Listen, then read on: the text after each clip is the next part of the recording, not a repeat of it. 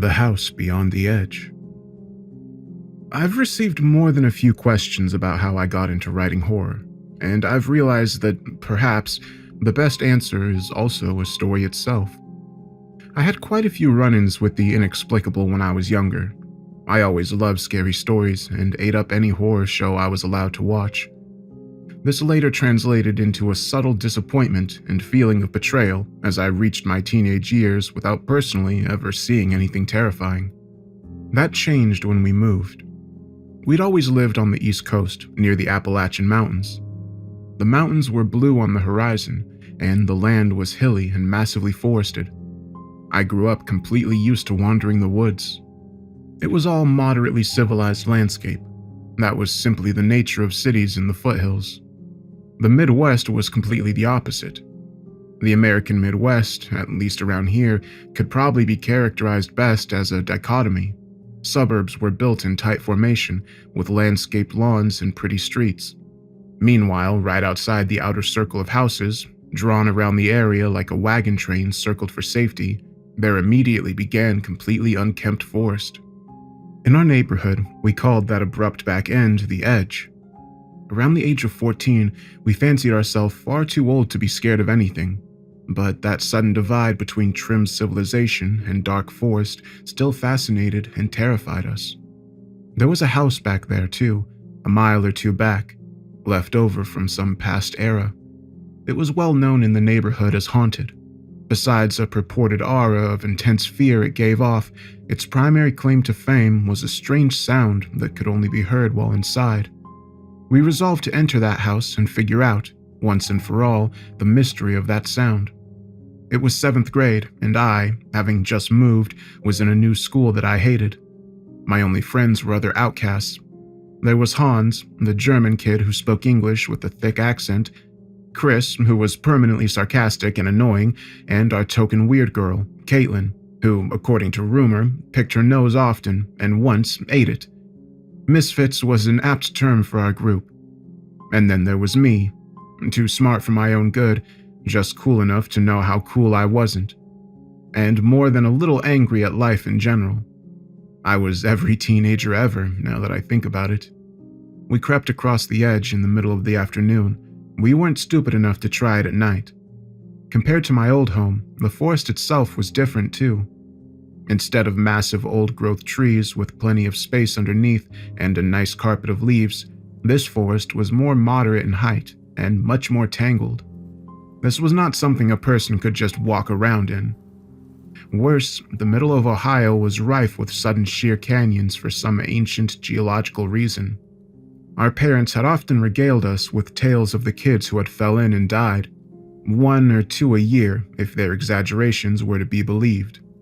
So we crept through the tangled underbrush with double apprehension. Passage was annoying enough that once we reached the house, we could have given ourselves excuses and went home, but we didn't. This was, potentially, our ticket to some measure of popularity. The house sat at an odd angle, surrounded by slightly younger trees and thick undergrowth. 4 holly trees flanked the front, 2 on each side of the main steps. The porch looked disturbingly like a mouth, and the front door sat ajar. We looked at each other for several minutes, daring one another to be the first, until a sudden drizzle forced our collective hand. We sought the porch for shelter from the surprise rain. Yeah, that makes this way less scary, Chris commented, gazing up at the wall of rain sliding down from the house's roof. The pattern of rain on leaves reminded me of home, but the accompanying gloom made the house that much darker. I peered in through the dusty front windows, but saw nothing. Caitlin peered in another window, apprehensive. Boys first. Hans just frowned and pushed the front door. Surprisingly, it swung in without resistance or sound. The interior of the house sat like 2 dark planes above and below a dim haze of dust. The rain outside had the whole place pattering, creaking, and breathing. I was rather eloquent back then. This sucks. Nobody argued the point. We crept in at a snail's pace, testing each placed foot as if something might leap out at us at any moment. Once all 4 of us were inside, Hans let the door swing silently shut, and we froze, listening. The ebb and flow of the rain blanketed us with a current of sound. We heard a creak upstairs, then came a creak near the dust-covered sofa in the room to our left. Riding adrenaline, it almost seemed like a good idea to bolt. Before we made the collective decision to leave, there it was. It's like being at the movies. And the theater next to yours starts rumbling and shaking. Her description was the best way to put it. The house vibrated slightly, and a spike in the rumbling actually shook dust from the rafters above. Shaking my hand to get the dust out of my hair, I crept forward, following the rumble. The sound brought me to a gaping black door. Of course, the basement. Unhappily, we clustered around the stairs to the basement. Deeper gloom lit the base of the stairs, filtering through some of the small basement windows we'd seen from the outside. After you. Making a face, I stepped carefully down, testing each wooden board. The structure itself seemed solid, even if I couldn't see it. I kept calm by telling myself they could see my silhouette against the basement's dim light, and would get help if they saw me fall. I froze at the base of the stairs. The rumbling was louder here, like distant thunder. I could feel a subtle vibration in my legs whenever the rolling murmur reached a crescendo. I noticed all that subconsciously, but it was what I saw that had me locked in place. Filtering swaths of dusty light fell through countless sharp objects. 3 pitchforks over here, old harvesting equipment with a roll of curved spines across from it. A damn bear trap on the wall. Rusty shovels, hung machetes, every piece of ancient farm equipment imaginable lay around at unpredictable angles. A hand grabbed my shoulder. How's it look? Chris asked, hunched over against the cobwebs he'd passed through. He looked around. Oh, Schneike. He jumped as Caitlin bumped into him, and Hans came up behind her. This looks dangerous. I agreed, but I hated it here. In this city, and the whole place. I wasn't about to let some creepy house scare me off. Especially not when the danger was completely mundane, as always. I wanted to be scared, wanted to run from a ghost, and I'd always been let down. We'll just be careful, I said, moving forward. The sound's closer here. Nobody ever said anything about this basement, so we know we're further than they've ever been. Let's leave. Takes this discovery. It's already good for us, Hans said, concerned. I looked back at him with a glare and shook my head, before moving forward again. Caitlin moved past Chris and held onto my shoulder as I moved. It sounds like the ocean. Yeah, it does, I replied, wondering if that was significant. I carefully slid around a jagged series of tools that had fallen from a rotting shelf. But that whole aura of fear thing the other kids talk about, there's none of that. Just this basement full of rusted crap. Working their own way through the expansive, gloomy maze of rusty danger, Hans and Chris followed the other side of the room, and then cut through the middle. Eventually, we all made it to the end of the basement, where the sound became quite loud. Wait, Hans said, holding up a hand. He pulled a bar from something on a nearby post and poked out at the floor. It fell away suddenly, a 3 or 4 foot gap appearing in the crumbling dirt and rock. The gap had been there already, just slightly less wide and invisible in the darkness. Now, with the edge crumbling away, we could barely see rain-filtered light down below, and little gushing rivulets of rainwater working their way down what looked like a 100-foot spillway. It's a cut-through to the gorge, I realized aloud, running through the nearby area's layout in my head. That's the sound. We're hearing the river. you think that kid that died fell into the river from here? Chris asked, snickering. I stared down the hole from as close as I dared. Uneven, lined with boulders and steep drops, the sheer spillway seemed horribly lethal. Yeah, man. He might have. Maybe he died in the fall and then was washed fully out by the rain sometime later. Chris fell silent at that prospect. Caitlin grabbed my shoulder tighter. Let's go, guys. We've done it. Let's get out of here. I stood tall to say something, and a sudden rush of fear hit me.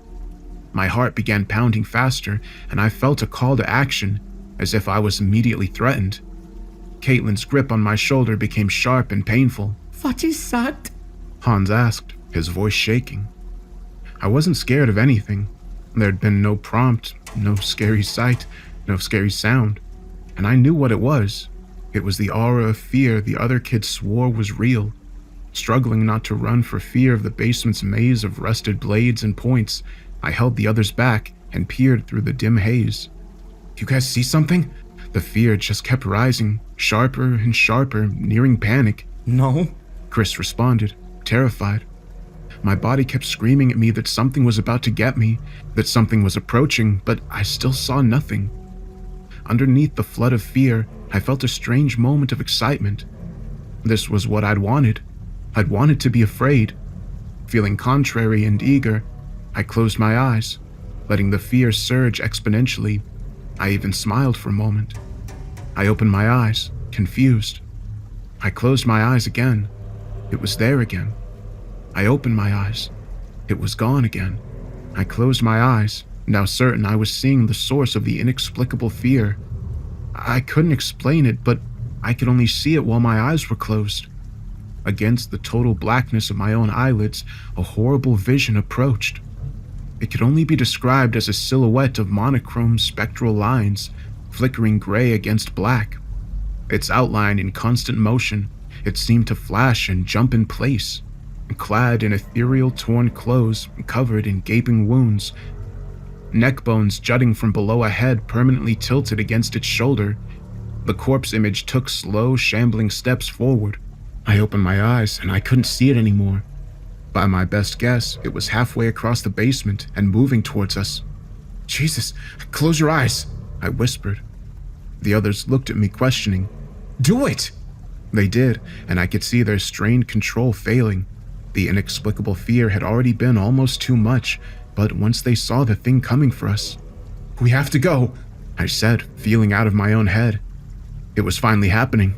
I'd finally seen the supernatural, felt it, and the fear seemed to eliminate every other emotion. All I had left was a hammering heart and logic. "It's going to push us in the hole." That threat brought my friends back to clarity for a moment. "Go that way," I said, ordering Chris and Hans to take the other side of the rusted maze. Tears sliding down his face, Hans nodded, and the two of them went left. I took Caitlin and went right. Moving too fast, I almost ran into the curled spines I'd seen earlier. Slowly, not daring to breathe, I stepped back. Closing my eyes, I looked for the flickering entity, and it was almost upon us, blocking our way forward. Back the other way, at a dangerous pace, I tried the middle path. "Caitlin, where's it going?" She didn't want to close her eyes. "Look! Please look!" As we inched forward, narrowly avoiding a series of hanging blades, she clung hard to my back and moved her head around. It's close to Chris and... I heard Hans cry out in pain, but I couldn't look. My eyes were on the bear trap hanging against the wall as we smoothly and slowly moved by it. Her head cleared the danger area, and she never realized what I'd moved her past. It's coming back this way! Closing my eyes for a look, I saw it reaching out for me, and I ducked, crawling forward and dragging Caitlin behind me. Covered in dirt, I reached the stairs just in time to pull Chris forcibly by the back of his shirt and keep him from falling onto an upright pitchfork. They ran up the stairs while I paused to close my eyes and looked back. The thing leered at me from the middle of the basement, its sideways grin mocking me, as if to say, "You think you've gotten away." I ran then too. Hans had cut his arm, but other than that, we escaped unscathed. Our discovery led to a fundraiser by the neighborhood association, and the house was torn down, and the hole filled in the next year. We did win a certain amount of notoriety amongst the other kids for all that, which led to later explorations and even worse locations. But those are their own stories. Although I never told my friends what I had seen in that last glance back, it was also the genesis of my interest in writing horror. There's more to this world than randomness and unfounded fears of the dark. If I hadn't been a perverse fear seeker in that moment and closed my eyes, I might not be here today. I think it's important we honor our eons-old tradition of sharing scary stories, because there are kernels of truth in these stories, and the strategies within might one day help someone escape from a horrible fate. Because, as that mocking glance told me, that ghastly thing had a will, a mind, and it was intelligent. I saw the elegance of the strategy in that moment. It made people afraid on purpose. Afraid people look around, They keep their eyes wide open, and they don't close them. Remember that the next time you feel afraid of the dark for no reason, your instinct to look around, your instinct to stare at the darkness in fear, may be exactly what something is counting on.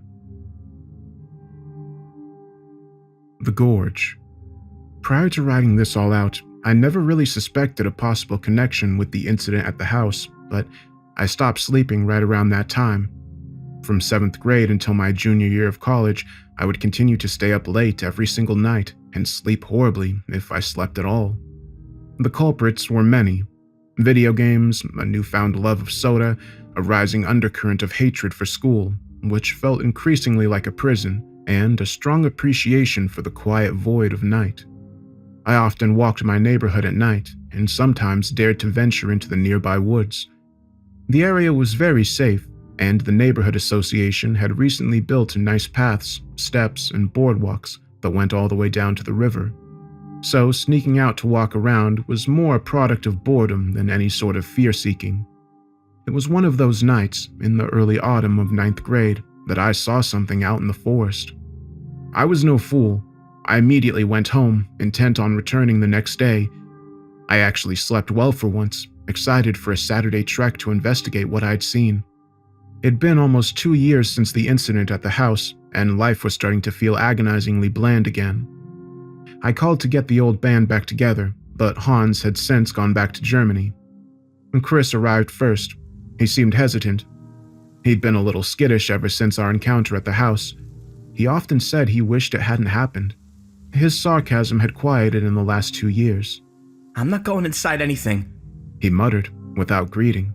No houses, no caves, nothing. I nodded. That's fine. Caitlin showed up a few minutes later with a broad smile. I'd only seen her once that summer, briefly, and she seemed older than I remembered.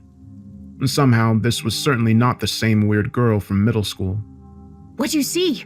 She asked, excited. He said it was blue. Chris responded, crossing his arms. Yeah. I looked at the trail that led into the woods. A dim blue light in the distance. It was really hard to see, but definitely somewhere down in the gorge. It hurt my eyes. She immediately headed for the trail. Well, let's go then. We followed the easy trail along the left side of the gorge. The cut in the earth was deep and sheer, but there were numerous wooden rails, and this was more park than wilderness. This was also not the main river, though a heavy creek did flow along the bottom, swelled by recent rains. The path on our side ended rather abruptly. The path on the other side of the gorge continued, accessible by bridge all the way back where we'd started. But it led away, heading toward the main river. That's it then. Can't go further. Bull. Caitlin responded, sliding through the wooden rail. Chris rushed to the trail. What are you doing? I was a little concerned myself. Look, it's not so steep here. There's roots and dirt, not just rock. It looks like the other people go down this, she explained, working her way down. Older kids probably come here to smoke. I laughed and slid through the rail. The steep dirt was made traversable by a few perfectly placed roots that jutted out like handleholds. It was nerve-wracking, climbing down, but I never felt in danger. At the worst, if I fell, I would slide down the dirt painfully. Come on! I yelled up to Chris. He followed, only under protest, as he made abundantly clear for the entire climb down. Once down, I took stock of the surroundings. The gorge was about 50 feet high on either side, blocking out all the immediate sounds of nature. The narrow dirt slope we'd slid down ended just below an abrupt waterfall basin. While quite beautiful, the waterfall made it impossible to travel in that direction. If the creek had been dry, we might have climbed the rock shelf, but for now, it was a loud wall of water spraying us with mist. No matter, I had seen the strange blue light in the other direction, further down the gorge. I led, and we picked our way downstream, sticking to the sides where dry passage was possible. A few minutes in, a light pattering radiated from above and echoed from the high mossy walls. No! Not again! Chris shouted. Caitlin and I exchanged glances, both jumping to the same conclusion. The three of us rushed back to the dirt slope we'd come down, trying to climb back up one at a time, but the drizzle was quickly turning the slope to muddy mush, and our attempts to escape only made it crumble further. Chris looked at me with accusation. We're stuck! I shook my head. We'll just have to walk out. This has to lead to the river eventually, right? Yeah, past the thing! What thing? Caitlin asked, unhappy with being covered in mud, but otherwise unperturbed. Whatever thing he found, whatever's out there all blue and glowy, we should just sit here and wait for someone to come. What if it gets dark first? They'll never hear us anyway. We had no choice. Sticking close together, we crept forward along old mossy rock. The high wall against my hand made me feel slightly safer. Meanwhile, the rain intensified, adding wet autumn chill to the gorge's naturally chilly air and the creek spraying mist. My hands grew numb despite my best attempt to warn them, and we all began shivering soon after. This is the worst thing that's ever happened, ever. I gave no response, too wary of the gorge ahead. Thick accumulations of leaves carpeted whatever ground the swelled creek didn't cover. Ancient trees towered right out of the gorge itself, none climbable, but all blocking the scant gray sunlight filtering through the rain clouds. Dark, freezing, possibly haunted. Yeah, Chris was right. This was the worst thing ever, and I was loving it. Hello? Chris screamed upward. I followed his eager gaze. We could see the back of a house sitting on a sharp slope near the edge of the gorge. A ramshackle wooden fence seemed scant protection against falling immediately out of the back door to one's death. We shouted for a few minutes, but there was no response. Chris went for one last shout at the top of his lungs and froze.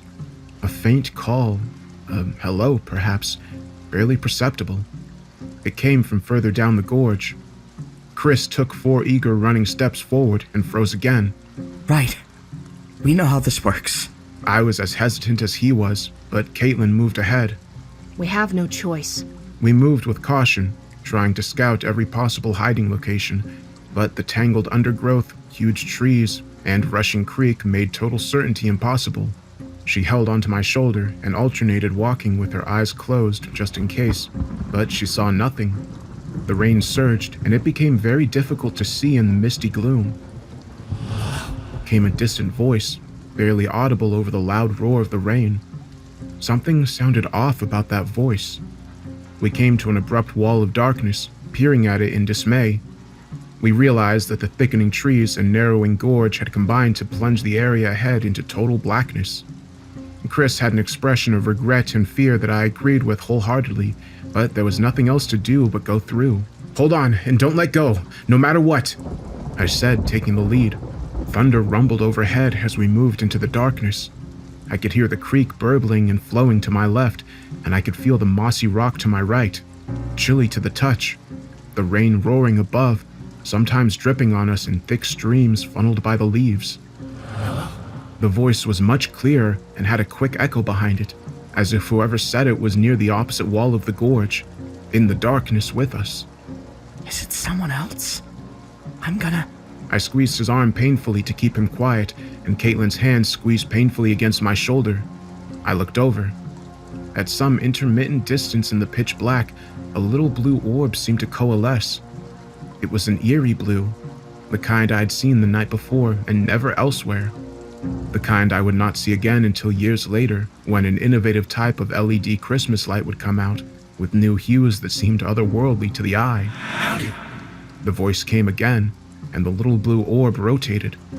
Another orb came into view, this one purple and negative, as if it was some kind of anti-light, painful to behold. They were some sort of eyes. Dim, otherworldly blue and purple floated across the wall of the gorge as those eyes searched, ever so faintly illuminating whatever they looked at. We ducked in unison, hiding behind a large boulder as the bizarre light passed over our spot. The voice said. The dissonance was intense. The voice sounded like an average young male, possibly female. It was hard to tell, but it sounded human. The thing began to move, searching further. From the faint light of its eyes, I guessed that it was 6 or 7 feet in height. We slowly circled the rock as it passed, and then bolted further into the black, scrambling and falling and running. The idea was implicit. The dark area had to widen soon, had to reach the river sometime. We just had to get there. We froze together.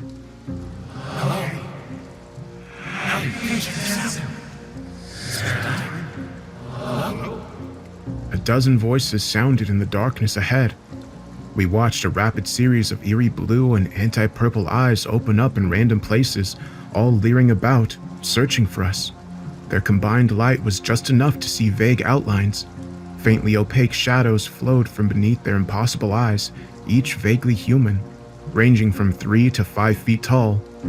The gorge flashed with a dim menagerie of colors, the display moving closer to us by the moment. It was the first voice from behind us coming back our way. Crouching in the darkness, numb, freezing, miserable, and terrified, it was the perfect time to panic. The only choice was whether we should run back, trying to get past the largest one, or forward into the darkness, past the dozen smaller ones. I grabbed and ran back, pulling Caitlin along, but Chris darted the other way, tearing out of my grasp as he bolted forward. There was no time. Splashing straight up the slippery creek, stumbling and pressing forward, I received a dozen scrapes and bruises, but the voices kept calling from behind us, seemingly a little closer each time, even as we ran at full speed. The rain had become a torrential downpour by the time we reached the mud slope and the base of the shelf waterfall. We tried to climb up, but spilling water made it impossible, and our hands were numb. The rolling thunder mocked our shouts for help.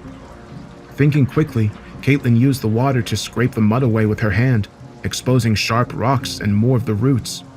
Able to grab them at the cost of cuts and scrapes, we worked our way up, constantly looking back for the strange eyes and the parroted human calls, but we seemed to have lost them. That climb was far more dangerous than the climb down, and I thought I might fall and break bones at any moment, but we made it.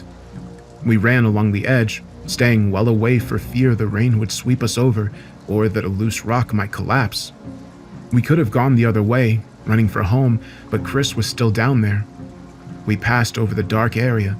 From this angle, it seemed wholly unnatural. The dim, rain-filtered light seemed to just stop somewhere in the air below. She screamed down periodically as we ran. Chris! We left the unnatural dark area behind, following the canyon as it widened. We could see the river in the distance. Right here, guys! We heard Chris yell from halfway up the gorge wall. Caitlin ran for the sound of his voice and abruptly choked on her jacket as I pulled her hood with all my might. Dangling over a sudden cliff that dropped away to sharp rocks, she flailed her arms. She carefully angled her feet in the slippery mud and pushed back, recovering with my help. Stunned, she backed away. This was almost the same fate we'd escaped once before. Right here, guys! The Chris voice yelled again. Her jaw trembling, she leaned over and looked. I peered over too. At first, we saw nothing, but a few moments passed, and then the thing must have realized the deception had failed. Blue and purple lights appeared, gazing up at us for a moment, and then a vague, shadowy, huge form moved away. Caitlin gagged. The thing was dragging a brutally bloodied mess of flesh. I shook her arm. "It's a deer," I whispered, peering through the driving rain. I could just see Chris's blue jacket in the distance, stomping through the water at the mouth of the gorge and waving his arms frantically at someone. He made it. "Go get him," I told her. "Make sure he's all right." Confused, she argued for a moment, but then did as I asked. I headed back down to the edge of the gorge alone, finding the inexplicable dark zone. Lying on my stomach in the mud, I crept up and peered over the edge. Just like the ghost thing from the house, I had to look back. I had to know. Illuminated by faint, ghastly eyelight, I watched the dozen smaller orbs throw pieces of the deer about, noisily fighting and consuming bits of it with glee. My gaze traveled past them as I realized that I was being watched in turn. The largest form sat by itself, its blue and purple eyes on me. Without looking away from me, it tore a leg from the deer carcass and threw it to the others. A moment later, the darkness seemed to swirl, mixing about like a fog. The entire area of blackness cleared between blinks, and I found myself staring down at trees, leaves, and water. Natural gorge, indistinguishable from anywhere else on our path. If not for the deer bones. Lying stark white and picked clean, they were scattered about with abandon, some shattered for their marrow. Lying in the mud, rain running down my face, struggling to comprehend everything that had just happened, I had the strangest notion I'd just witnessed a family rest stop. the school. Halloween came soon after our incident at the gorge, and the season was a fantastic one for me. I'd been inspired. The flickering ghost at the house could have just been a once-in-a-lifetime encounter, but the strange beings passing through the gorge near our neighborhood proved that the supernatural was real. It was my dream as a horror fan, and now a spinner of my own tales, come true. My position as a high school freshman seemed to be rising. I wasn't integrated into any groups per se, but became more of a freelance, known for a heavy soda habit and telling intense scary stories. My reputation and subtle distance from everyone else suited me just fine. High school was just this white-walled place I went for 8 hours a day. It was not just an allegory for prison. It was prison. I was bored out of my mind most of the time and thoroughly enjoying messing with people through horror stories. The Halloween season made them extra vulnerable to fear. I wasn't sure where things would go once the season passed and scary stories fell out of favor, but I was having fun with it, until, out of nowhere, Caitlin started dating a soccer player. Chris and I were not speaking. We'd had a falling out after the incident at the gorge. He'd been depressed and morose ever since. That left Caitlin and I, briefly, until Josh entered the picture. I hadn't even been aware she talked to anyone from the sports crowd, let alone found them interesting enough to date one. My stories took on a darker, angrier tone. I also joined the soccer team mid-season, although I literally had no idea how to play. I wasn't extremely terrible for a freshman, but my presence certainly irked Josh. I more than made my dislike clear. Our rivalry reached a breaking point in November, near the end of the soccer season. The first encounter began after soccer practice ended. Most everyone else had gone home, but I still lingered in the school's front hall, resting up for the walk home. Chris stumbled through the main doors, shoved from behind. Josh came in behind him, followed by 2 of his cronies, and Caitlin. I frowned at her, and she gave a concerned expression of apology. Chris here says it's you. Josh accused, doing his best to tower over me. I glared back at him, not about to back down from his attempted intimidation. What's me? I've heard all about your little stories. Caitlin talks you up all the time, but Chris here, well, he says they're real. That it's you. You've convinced these two that your stories are real. Chris shoved away Josh's grip and grimaced at him. Sorry. But what I said was, I just think sometimes you tell stories that are too real. People can get confused. Though I didn't show it, I felt a little dismayed. But if that was what Chris had to believe to feel better about the encounters, I guess I couldn't blame him. Josh interrupted. I'm just tired of everyone listening to you like you're somebody. You're just a freshman. You're nobody. He stepped even closer. So, let's hear it. Scare us. Find us a real ghost. Or make us believe some story. I don't think you can do it. His aim was to embarrass me in front of Caitlin. That much was obvious, but I'd had it with his crap, and I was already full of anger and resentment from too many other things. I stared him down. All right. Don't! Chris began to plead, but Josh shoved him aside. I took in a slow breath and closed my eyes. The story-spinning craft I'd been developing had fine-tuned my awareness. Horror seemed empowered by details, by surroundings, and the environment. I was constantly aware of little sounds or certain spaces. I pulled these things to me, collecting them, testing them against a taut string in my chest, my sense of fear, which I'd learned to adjust to mimic my audience's reactions. I opened my eyes, a little confused. More than a few times, I'd sensed gaps in the world around me. Certain spots gave off what could only be described as nothing. They were emotionally blank. This sensation threw me off and disrupted my sharp anger. Shaking my head, I walked slowly down the hall, feeling the fear reaction in me start up again, rising as I walked. I followed it like a dowsing rod. They walked behind me as I felt myself led to the school library, uncertain what was happening. I grabbed a book from the quiet shelves. The library felt strange without anyone inside it, lit only by dim November afternoon filtering through the windows. Following my lead, they each grabbed a book. I sat at a table in the middle of the room.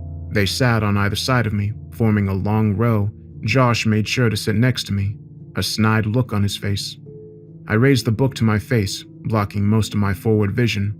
They did the same, confused. One of the guys laughed. Chris looked pained, while Caitlin, on the other side of Josh, seemed excited. What was I doing? Where was this going? With each action, the response of fear in me had grown a little stronger.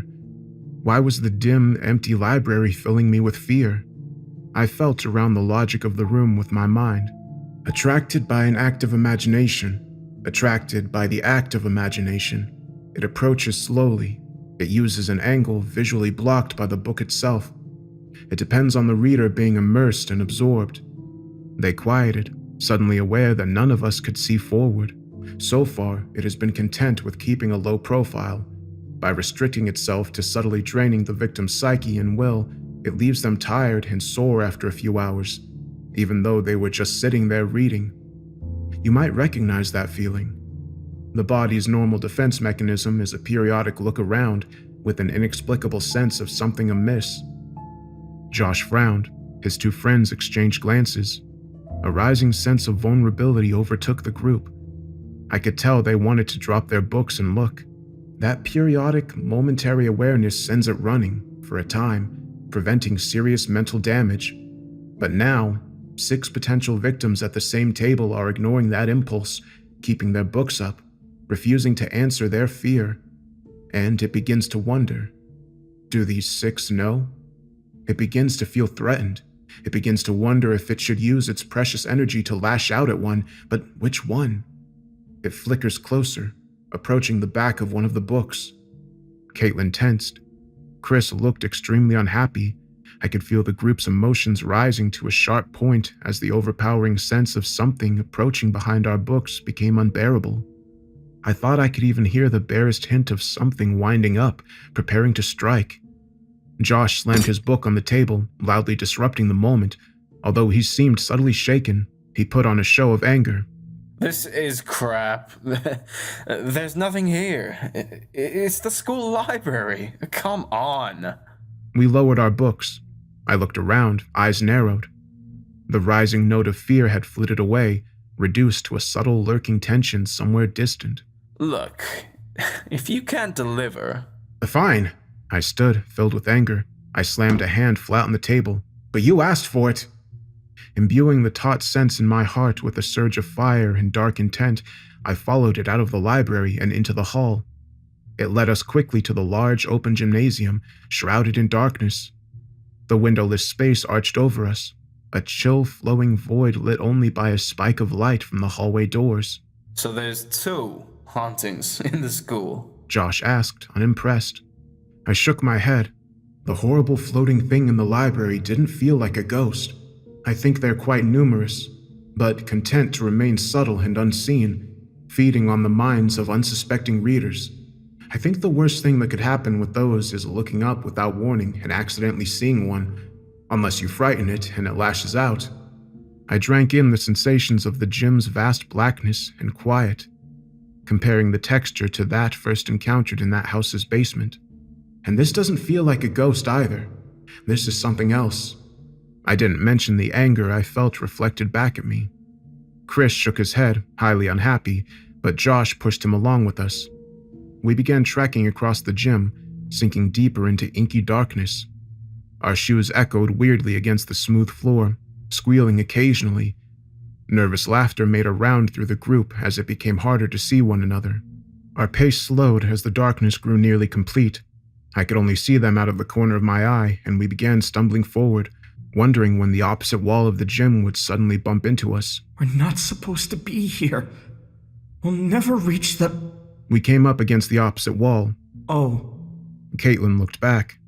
Does that seem really far away to you? Indeed, the 2 tiny squares of light in the hallway doors seemed oddly small and distant. The others were only the barest silhouettes in the corner of my vision. It's just a dark gym. There's... A circle of darkness interrupted one of the squares of light in the distance. The silhouette of a head disappeared as quickly as it came. While we peered at the doors, one opened and shut, spinning a wide arc of light across the floor, a brief light that somehow failed to reach us at all. Who was that? one of the guys whispered. There's nobody else here. "The janitor or something?" the other guy whispered back. Why would he be walking around in here in the dark? It's not a janitor. It's something horrible. Shut up! Slow steps echoed somewhere ahead to our right. Heavy, flat. They sounded 4, 5, 6 times and stopped.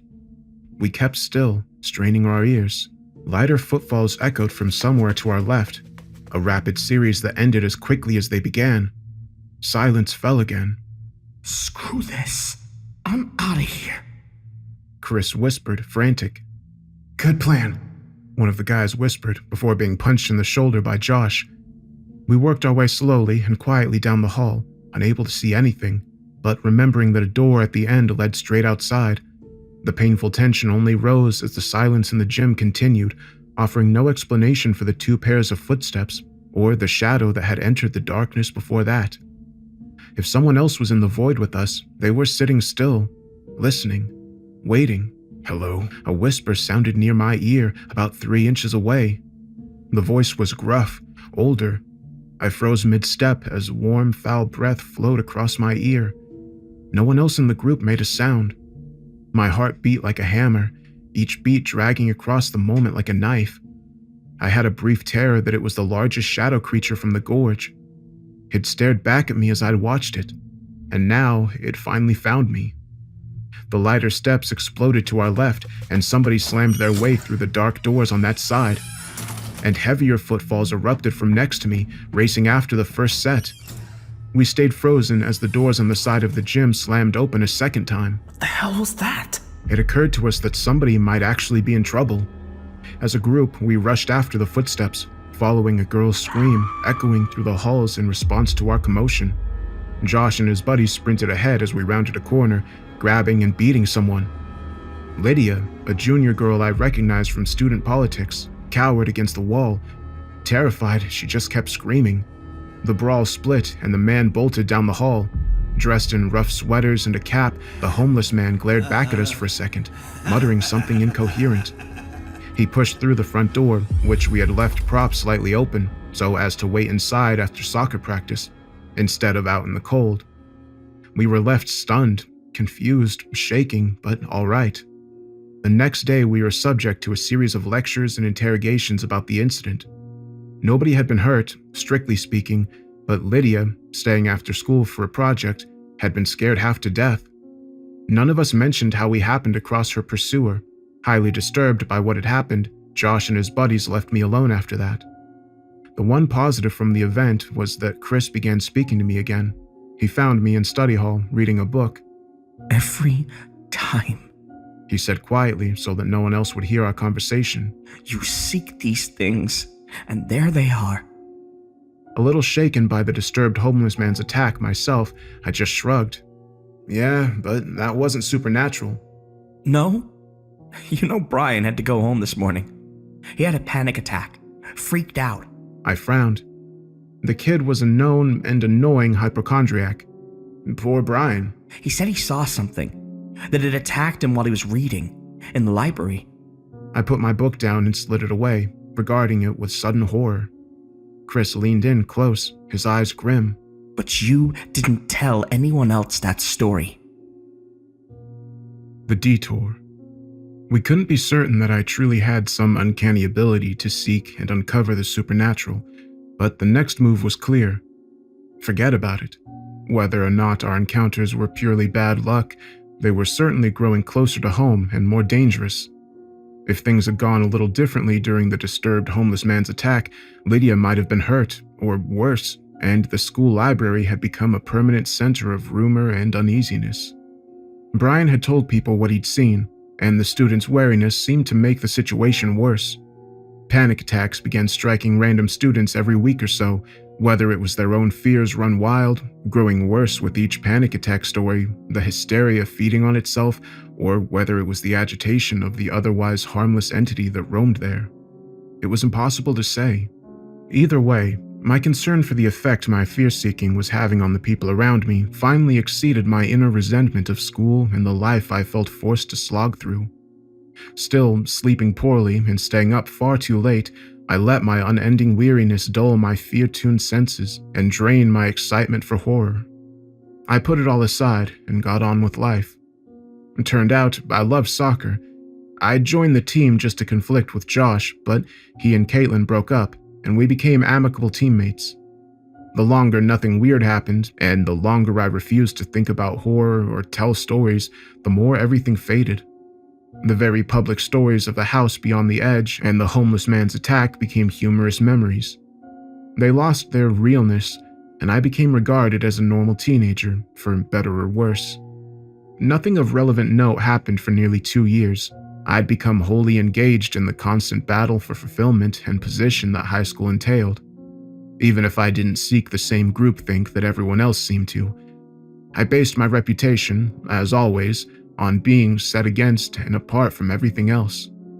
Caitlin chose the opposite route. Her dating a soccer player was not a one-time thing. This often set us at odds in subtle and unhappy ways. Chris slowly got over the things that had happened by pretending they hadn't. He followed a similar path to Caitlin's by pursuing leadership in band, the math class, the chess team, and student government.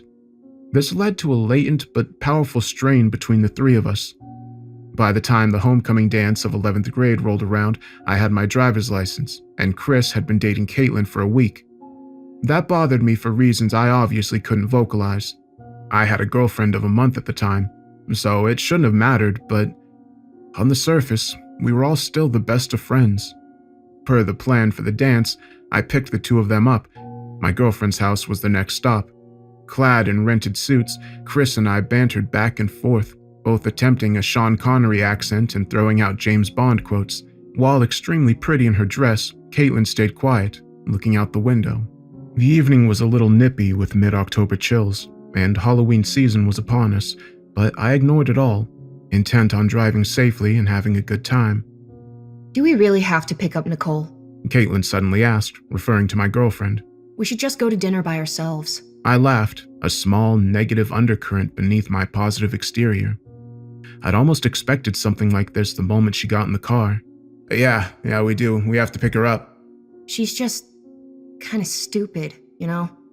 I've been meaning to say, you're really smart, and she's just not. I don't think you two are a good fit. Not this again. You do this to every girl he's interested in. Not my fault if he goes after the stupid ones. I glared at her in the rearview mirror. Stop! She went back to looking out the window. I pulled to a stop and went to Nicole's front door while they argued in the car. She looked amazing in her dress, better than Caitlin, in fact, and she knew it. She was a cheerleader and prided herself on appearance, and Caitlin was right.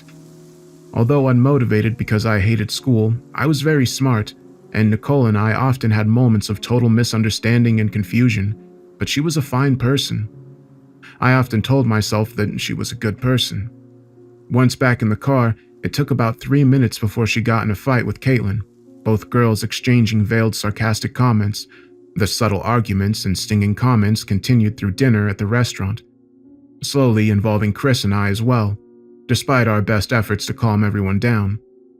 Dinner was a blur of unhappiness. By the time we left there, heading for the dance, night had fallen, bringing with it an uncanny darkness. The clouds covered the moon as I drove, filled with anger, annoyance, and negativity. I started noticing again. The same things I found creepy about the Midwest landscape had not changed now that I was in the car.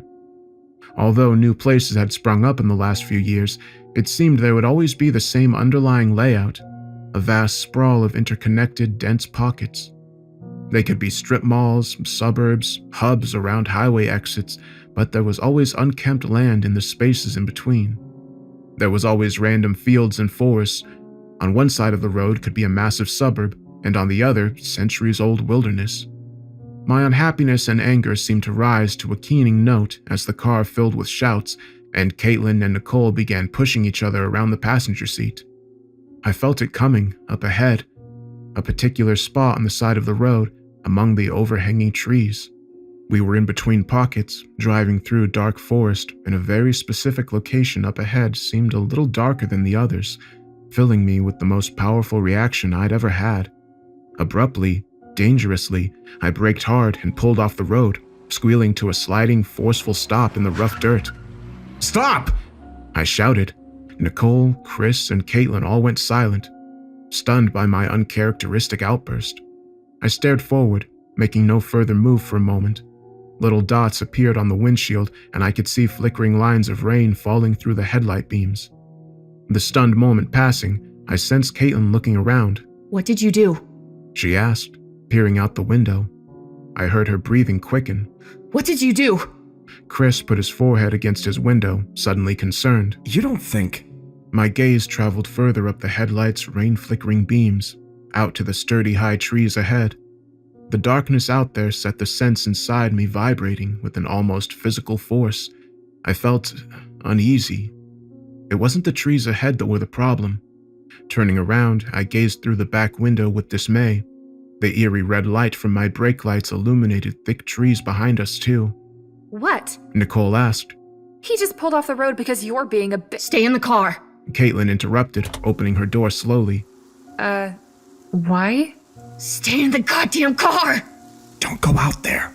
Chris breathed, but she didn't listen.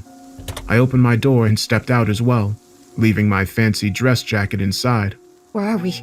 She asked, looking over the roof at me. I shook my head. I didn't know. Old-growth trees surrounded us, but an open carpet of leaves ran under them, completely devoid of the tangled undergrowth that should have been there. The forest was more like the ones I remembered from my previous home on the East Coast, filled with thick, ancient trees that made undergrowth impossible. Even worse, the road was nowhere to be seen. Caitlin held her hand up, feeling the light rain that filtered through a gap in the trees high above. Further out, we could hear heavier drops of accumulated water falling from leaves. The sound came from all around us, audible over the grumbling of my car's engine. I don't know. I shot back, my anger slowly turning into an uncontrollable smile as I thought about it. Despite myself, I couldn't help but laugh, but that would be pretty awesome. Her cheeks shot up around a sudden massive grin.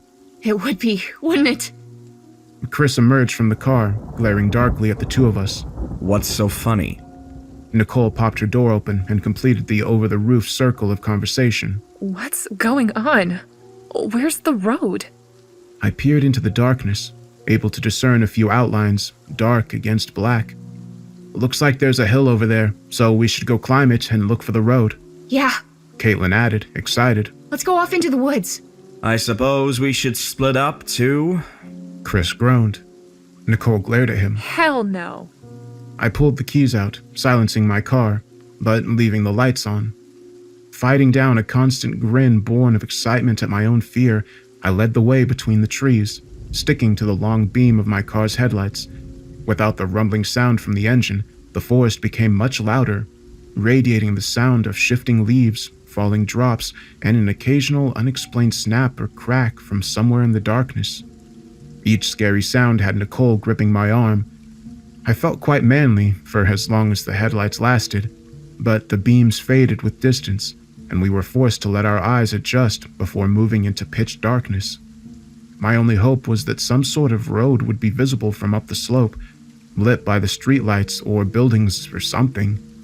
Something snapped to our left.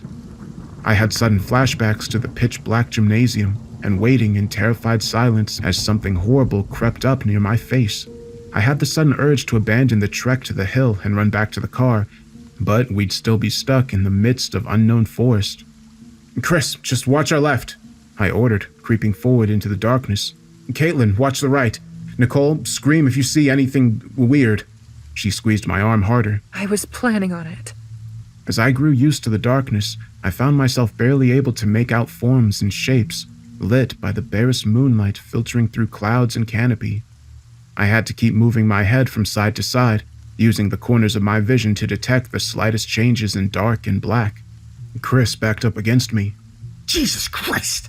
We looked to the left as a group.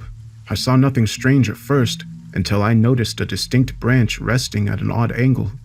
It was noticeably bright red, even in the dark, and rather rotted.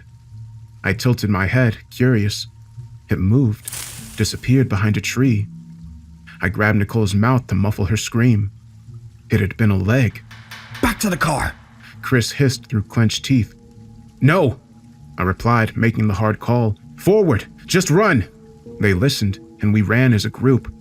The flat landscape, covered in wet leaves, made for easy running, and even easier slipping. Several times, someone fell, and we hurriedly picked them up and continued running. The sounds of snapping nearby matched us, slowly falling behind, now including a strange hissing, breathing sound. The ground's angle turned up, and we pounded up, reaching the crest of the hill. Lights! Caitlin pointed. She was right. Off in the distance, we could see an unidentifiable building and a brightly lit gas station, and a road. The hill led back down, and we ran at full speed until I noticed gaps on the horizon to our left and right. The chilly wind tipped the rest of the group off. No, no, no, no! Chris shouted. A wide, flat, murmuring black plain lay between us and the distant gas station. A dozen crackling and breathing sounds came from several places in the woods behind us. I can't swim. Nicole said, depressed. You can't? Caitlin asked, a note of panic in her voice. It'll ruin my dress. Caitlin's concern dropped to a flat, stony expression. I'll fix that. She bent down, scooped up some mud, and threw it at the squealing girl. Problem solved. Now get in the river. Heart pounding, I followed Nicole's terrified shrieks into the water, and Caitlin and Chris splashed in after me. The ice-cold water brought pain and a certain irresistible terror. I never liked swimming in anything that wasn't a pool, because I'd always imagined horrible things in the deep, waiting for a chance to grab my legs. But there was no choice now. Struggling to stay as high up in the icy black as I could, I swam after Chris and Caitlin, who had passed me during my initial hesitation. A low sound, similar to a chuckle, flowed over me from behind. Unable to resist the urge, I looked back. Silhouettes of misshapen, rotting things slid under the water from the shore, pursuing us from the woods. I couldn't be sure, but they looked like mauled corpses, moving in impossible, ungainly ways, mostly an assortment of animals, but one vaguely human. The split skull of the humanoid sank beneath the black plane of the water, staring at me with a rotted, horrible grin. I had the distinct impression that it somehow knew my unreasonable fear of the water, and it was more than eager to come make it true. I splashed after the others, truly completely terrified for the first time in my life. I fought my numbing limbs to swim as fast as I could, cursing my restrictive dress clothing. There was no way to know whether the horrible, rotting things were catching up to us in the water. Ahead of the three of us, Nicole screamed. Tiring and only halfway across, we swam up to the spot where she thrashed and struggled. My leg! I dove under the water while Chris and Caitlin tried to keep her from being pulled under. The freezing shock against my face almost had me breathe in water, but I fought against it and fought my keening terror to swim down. I could feel rushing emptiness all around me, the dark and chill increasing below, into unknown depths. Fingers. It was fingers. A bony, slimy hand had a grip on her ankle. Surging with adrenaline, I did the only thing I could think of. I gripped 2 fingers in each hand and pulled apart. The hand ripped in half. I could feel the rotting flesh give way, sinew by sinew. Nicole kicked away, and I thrashed to the surface. "They're in the water!" I shouted, but the group was already screaming and swimming for their lives. The things under the water gripped at us and swatted for our limbs, but we were almost there. Corpse silhouettes emerged from the water ahead, waiting and watching us expectantly. We were forced to stop and tread water, a profound despair falling over us. We can't get out. We can't escape. Chris breathed, looking over at me. I'm sorry for being a terrible friend. Totally numb, I shook my head. "It's fine, man." I watched the humanoid corpse as it gazed at us. It just stood there on the shore, grinning. "No, there's one more thing." I looked at the 3 of them as they tread and shiver. "Are you scared?" Chris and Caitlin just nodded. I drew in a breath and let the cold fill me. "Then let's just float downriver for a little, to see what comes up." I never felt anything quite like those moments. Mortal danger was a thing in those moments, and it didn't overwhelm me anymore, didn't frighten me. The situation seemed grim. The corpse things shambled along the shore, trailing us. They knew the cold would get us very soon. I wondered at their origin, their motives, but it wasn't their story that mattered. I let my senses flood. The chill night breeze, the slight pattering rain, the deadly, icy water we floated in. serene and despairing. And those curious blank spots in my awareness, still there even years later, gaps in my simulated fear, emotional dead spots. Just a few, all on one side of the river near the gas station. Ignoring them, I focused my animalistic terror on deep, unknown water. I could feel it up ahead as we drifted downriver, waiting for us. "Cross back the other way!" I rasped, breathing too hard to yell. Nodding, too exhausted and cold to argue, they began swimming toward the forested shore. The humanoid corpse gave another low, disgusting laugh, and the rotting thing slid back into the water, intent on beating us to the other shore and waiting for us there. The back and forth would continue until we had no strength left. A wave of pressure in the water moved up against my body, and I cringed away, terrified. "Back! Back!" The others followed, and we swam away from the middle, back towards the gas station. A great flailing and splashing erupted toward us, but none of us had the energy to look. We scrambled ashore, breathing desperately and struggling to recover. Nicole and Chris stumbled for the gas station without hesitation. As always, I looked back, and this time, Caitlin stopped and looked too. A barely discernible depression in the water whirled in the black with uncanny force. What is it? Caitlin asked, grabbing my wrist. I shook my head. A sinkhole under the river? Some sort of creature hiding under there, feeding on animals? I don't know. Either way, it scared the hell out of me. I've always been scared of the deep. Another few feet forward and we'd be down there too. But how'd you know? How'd you know it was there? I had no explanation. Just like that, the danger was over. Our terrified flight in the dark had left my heart pounding and my body on edge. But we'd survived. I just stood there with Caitlin for a few minutes, trying to recover. Chris came running back, horrified. It's worse than you can imagine. Caitlin squeezed my wrist. God, what is it? Where are we? Is it a nightmare world? I thought it might be. He gulped and widened his eyes. Worse. We're in Western Virginia. You asshole! I pushed him, laughing. He immediately dropped the act and began cracking up. I had you. For once, I had you. Caitlin just shook her head and smiled broadly, still shivering. Recovering control, he looked back. That building beside the gas station, it's auto repair. The dude will help us tow our car to the road. We're near somewhere called Blacksburg in Claytor Lake. The drive back took over 5 hours. Nicole was angry the entire way. We missed homecoming. She kept complaining, as if that was somehow important compared to the night's events. Chris had a big map the mechanic had given him. This river splits a few times, but it runs all the way up right here to where we live back in Ohio.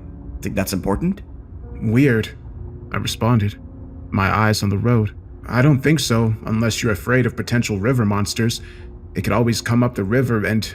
Wait, is it the river? The one the gorge runs to? And the school is near it, and the house beyond the edge was...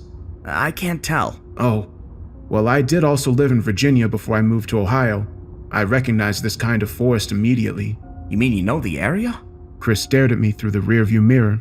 No, never been here. I mean the details, the landscape. We turned off the road in Ohio and ended up somewhere else in the world.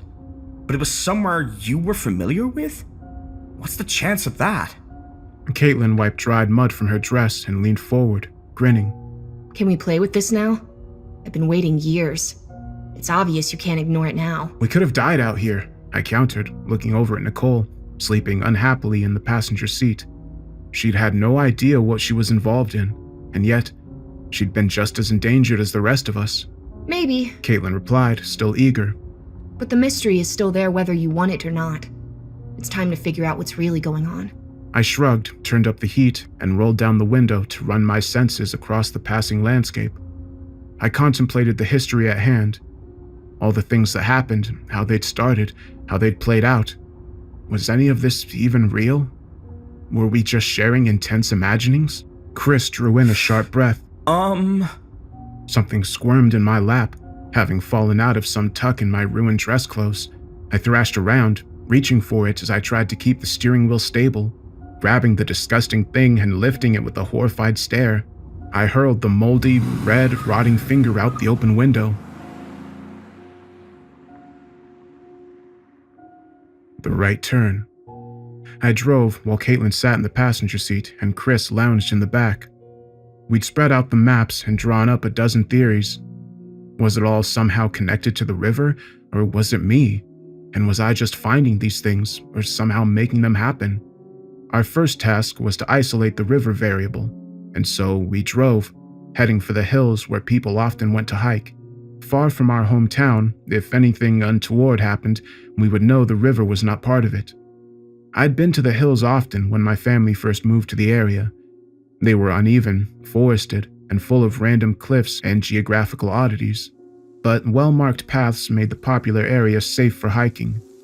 It was Saturday as well, so we saw more than a few families with small children readying themselves for hikes. The parking lot was crowded with cars, and I wondered if this area could possibly hide anything horrible. The moment we hit the trees and the sun disappeared behind heavy canopy, I could feel it. That way. I was hoping you wouldn't say that. What's it feel like? I took a moment to listen to the breeze overhead. The leaves moved with rhythm, and dappled sunlight brought uneven warmth through the otherwise cool mid-October air. The logic and feel of the area felt different. I don't think it's dangerous, I thought aloud. I think it's strange, but not dangerous, Awesome. Chris said with a smile, looking around the tangled undergrowth. For once.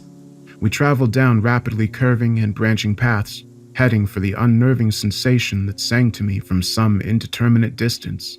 We passed along the top of an abrupt 40-foot cliff, an old waterfall basin.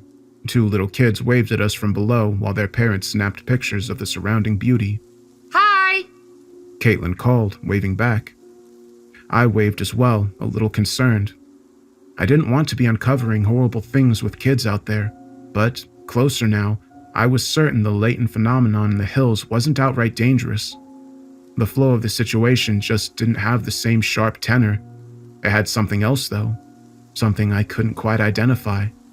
There were no blank spots in my awareness here either. I was confident everything would be fine. It sat before us, looming away at confusing angles. That isn't dangerous? It was a cleft in the rock itself, veering away after a short run. The rough, tangled terrain above permitted no other access. There was no good way to climb up and see what was inside. The gap radiated a curious and unwelcome sensation, but it had none of the anger, fear, or motivations of other things we'd encountered. It just existed. I thought for a moment that I could feel something very bad somewhere in the woods around us. I looked, scanning the shadows and light, but saw nothing. I shrugged. Let's go then. Caitlin said, leading away. Between the haphazard rock walls, the sun's glare seemed brightened. There were no trees overhead, and none could be seen against the edges, just stark gray rock devoid of moss and lichen. The stark blue sky empty of clouds. We left the mid-October chill behind, and we began sweating profusely from the stillness and heat as we worked our way along the cleft. The odd sensation that had led me there in the first place now began to grow quite strong. My head felt a little dizzy, and we came to a split, where the gully separated into two distinctly different paths. To our left, broken rock and narrow walls promised a very difficult journey. To our right, a flat creek bed offered easy passage. Let's go right, I decided, still wanting to get out of there. The rocky walls on either side made direct climbing impossible, so we had to follow it out by walking. A few minutes later, we emerged from the cliff's exit. Wait, Chris said, looking back. isn't this where we went in? He went right. We'd somehow come back to the original entrance. Maybe it just looks that way. Caitlin guessed. I saw our old footprints in the soft dirt. No, look, this is the place where we entered, but how? Did we somehow not realize we turned around? Caitlin gazed back at the strange cleft. No, I think that's what he sensed. That passage, it's wrong somehow. And we ended up exiting where we entered. I shrugged. Weird. At least we know it's not the river now. Slinging our backpacks down, we set up for staying the night. The park typically closed around sunset, so we weren't supposed to be there. But I had a feeling that something bad was approaching, and I wanted to see what it might be. The others agreed. If something evil lurked in the park, night would be the most likely time for it. There would be no one else around but us. I awoke with a start, my back aching from the tree's rough bark. The night air was icy and oddly silent. Something was also very wrong. An approaching sense of violence and hunger filled me with unease. "Wake up!" Chris uncurled, awaking first. When did we fall asleep? Voices echoed from further up the slope. Who is it? Caitlin wondered, peering through the trees. Everyone's supposed to be gone. Creeping our way through the trees and undergrowth, we approached the cleft's entrance. The voices were emanating from further inside it. We watched in confusion and amazement as 3 people exited the cleft under moonlight, dressed exactly like us. The more we realized that they looked and sounded exactly like us too. I thought we'd never get out. The other Chris said, relieved. The Chris next to me in the bushes grabbed my arm with a horrified expression. What the hell? Are they us? I remembered the odd sensation I'd felt at the split in the gully. I had the inexplicable notion that these were us that went left instead of right. "I think so," I whispered back, lost in the gully all day, only now getting out. But how? And what now? Are they going to want our lives or something? The rising sense of violent hunger in my heart suddenly spiked. It's here. As we watched, delicate and nearly invisible fibers fell outward from the trees. What is? They seemed to curl lazily in the air, surrounding the other us, and then, suddenly, the fibers snapped back, pulling our doppelgangers toward the tangle. They began screaming in terror before being pulled up into the leaves. Silence fell. What do we do? Chris forced through clenched teeth. His neck strained, his body shaking. Something's got them. That's what it does. I realized, my eyes wide. I watched the trees shift as if blown by the wind, and I understood. It waits for people to go in there, waits for the natural phenomenon to duplicate them, and their doubles come out at night. Once everyone's gone, and then... And then what? Chris demanded, shaking me. I think we have to go after them. They're us. We can't just let this happen. It's moving away. I breathed, watching the shifting trees. Let's follow it. I think it doesn't know we're here. We're not supposed to be here. We rushed along whatever cover we could find, trying to keep up with the moving leaves. The still night air gave us very little protection, so we had to keep slowing down rather than risk giving ourselves away. I wanted to remain at a good distance too, wary of that thing sensing us and opting for a double dinner. It stopped suddenly. We waited, but it didn't seem to sense us.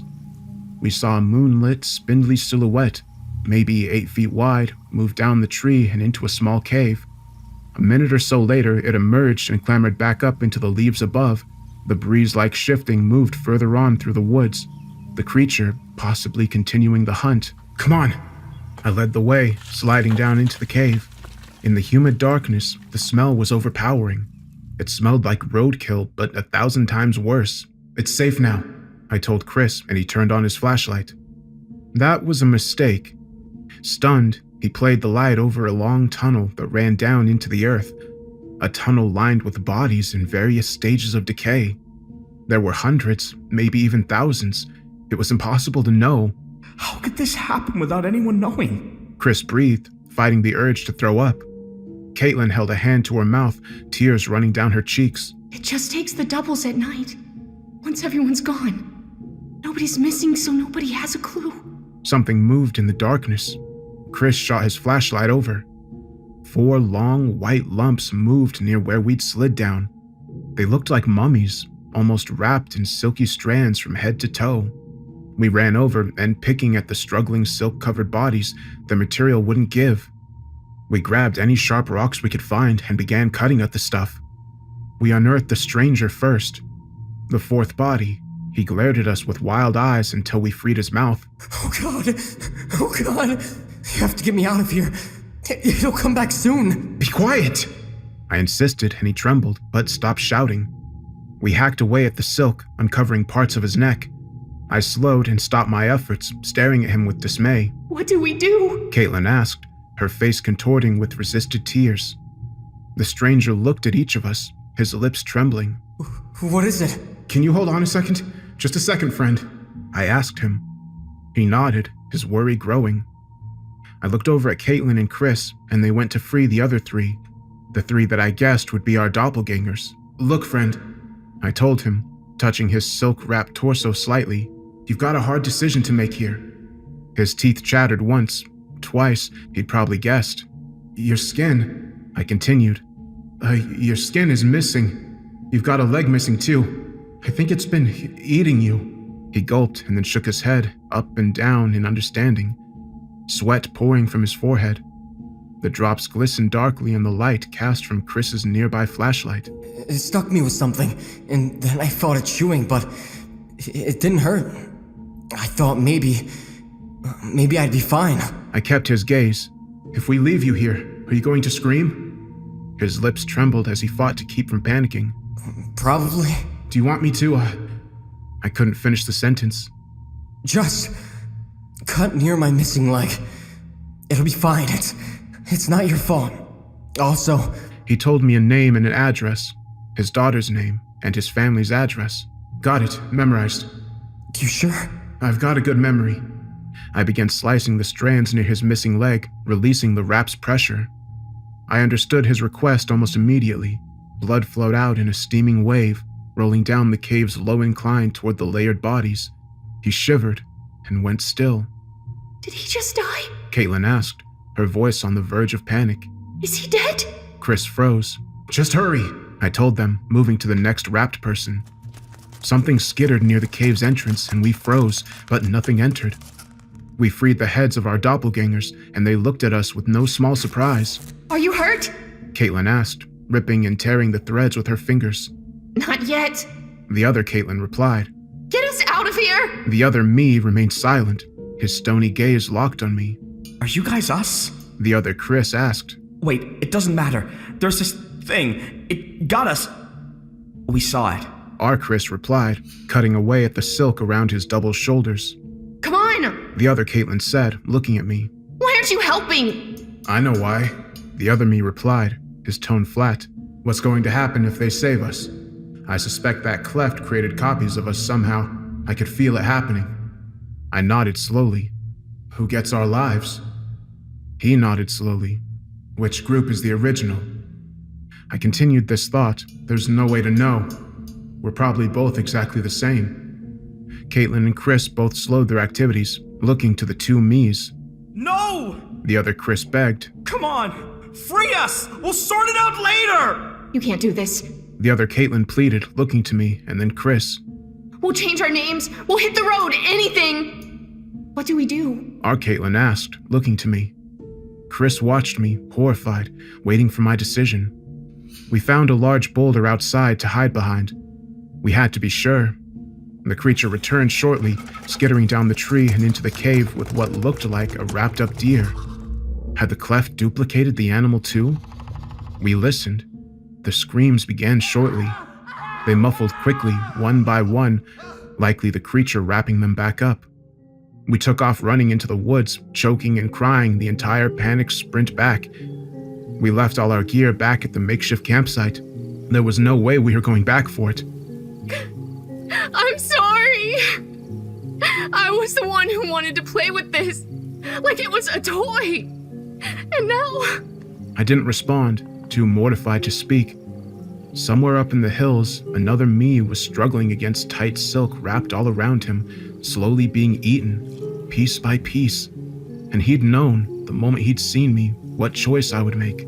It's not just on you, man. Chris told me, crying and snorting back snot. We all agreed.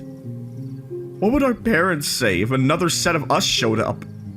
How would we live? How would we explain any of it? I could only nod. We were too young to handle such insanity. I had this idea that I would someday return here, someday lure that thing out and run it over with my car, smash into it, spray its internal liquids across the path, burn its corpse. But I never did go back. I did find the address the stranger had begged me to visit. I waited near it in my car, quiet and profoundly happy. This was by far the worst thing that had ever happened to me, and I'd brought it on myself by playing with forces beyond my understanding. I saw a school bus stop by. A little girl leapt off and ran towards her house, greeted by the man I'd watched bleed out back in the corpse-filled cave. He was there, oblivious. He'd probably explored that cleft and then left with his family. none the wiser about what would happen to his double later that night. I had the profoundly disturbing fear then that such fates could be quite common. How many naturally weird spots led to accidental duplications? How many intelligent creatures would lurk outside such anomalies, feasting on the unwary? There could be 100 other copies of me out there, even at that moment, suffering and dying in horrific ways. And I would never know.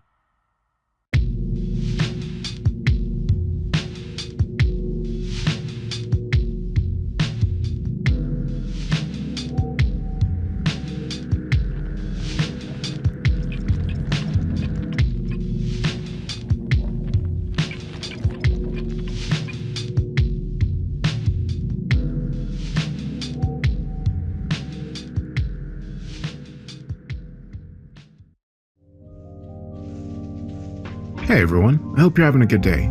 So, a little update on things I'm working on right now. I'm almost done with Baraska, as well as this other story that I was hoping to post today about a town that has various paranormal things going on, and there's these kids that are kind of cataloging everything that's happening. I'm having some delays with that story also, so in addition to that, I have like 2 other ones that I've started working on. But yeah, I'm excited to get these ones done, but I'm not rushing them. I'm just, working on them at my own pace, and they'll be up when they're done. Also, I've been working on some SCP stories. I know that I used to do SCP videos quite a while ago. I think like 4 years is the last time I posted an SCP video, and I want to start doing them again, but I'm gravitating more towards reading SCP stories as opposed to just the individual archive listings. But I think that'll be really fun, and I'm excited for those to go up when they're done. But in the meantime, I thought it'd be fun to post another collection of stories for you all. And in the last one, for those of you who didn't see my comments, my favorite story in that collection of stories was Notes in the Dark. That's actually one of my favorite stories just that I've ever posted. So for this one, I'm really curious to see if you can all guess which one's my favorite, because this one's a little more obscure. And yeah, I hope you all have a great weekend. I'll be in the comments like I normally am, and have a good day.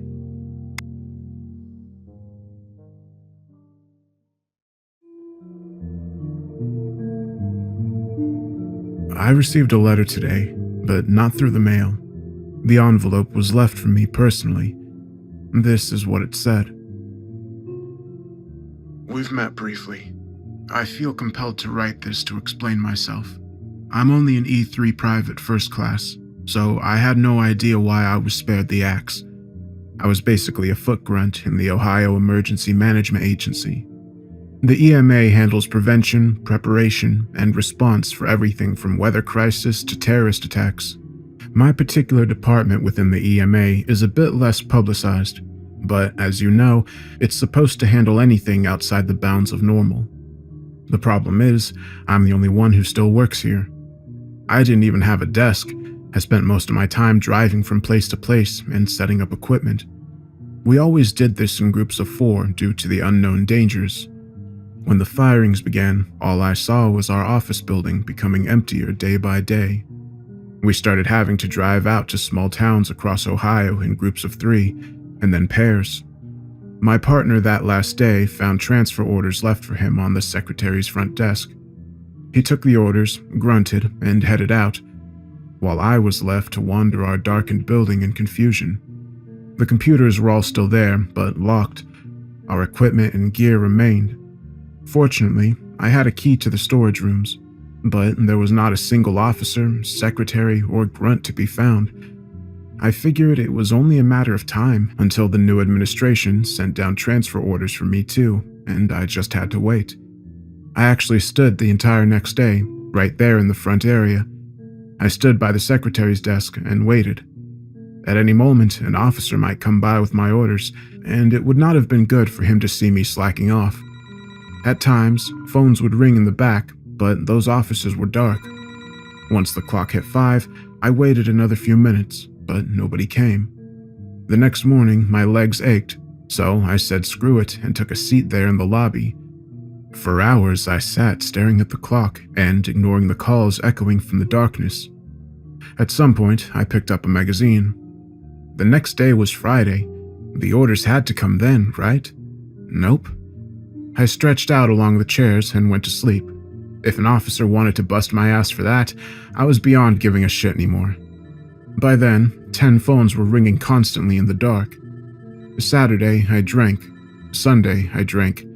Come Monday, I sifted through the mail that had been delivered through the wall slot looking for my transfer orders.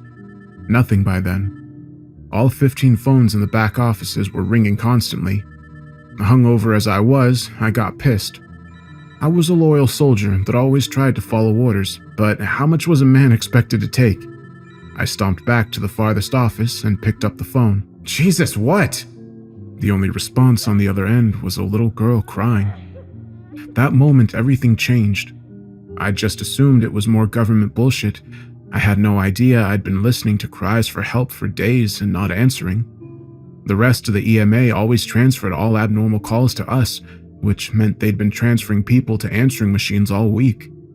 To that little girl, I remember saying with more compassion than I ever thought I had in me, "What's wrong?" And she said, Mom and Dad aren't right. Deschler, Ohio. I'd never heard of it. After a few half-answered questions and some Google mapping, I told her, "I'll be there in 2 hours." That was the first time I went out alone. It was against all our training, but I had no other option. I couldn't depend on civilians from other departments, and asking anyone outside the EMA would get me thrown in prison, or worse, for violating secrecy. I geared up as quickly as I could, throwing on every piece of gear I guessed I might possibly need, and throwing even more in the Humvee. It was lucky I brought the flamethrower, because I had to burn down a living church made of organs and bone. Then I had to burn a pile of flesh the parents of Deschler were making with their own cut-off limbs. Then I had to burn some of the parents too. But that finally broke the control of the demonic flesh church, and that little girl got her parents back, minus one arm. When that was done, and I got back to the office a little after lunchtime, I said the ultimate screw it and turned on all the lights in the building. After I found the central map of Ohio, in what had been the operations area, I pulled all the phones out on long cords and sat them on the table next to the coffee maker. I was not authorized to answer the phones, but who's going to bust me? Vinton, Ohio. A creek had turned into literal blood. I pushed a green pin into the map. Non-threatening as long as you use water filters. Sabina, Ohio. The forest was dying around a strange cave. I pushed a blue pin into the map. Localized phenomena. Not too dangerous, all things considered, just don't go in the cave.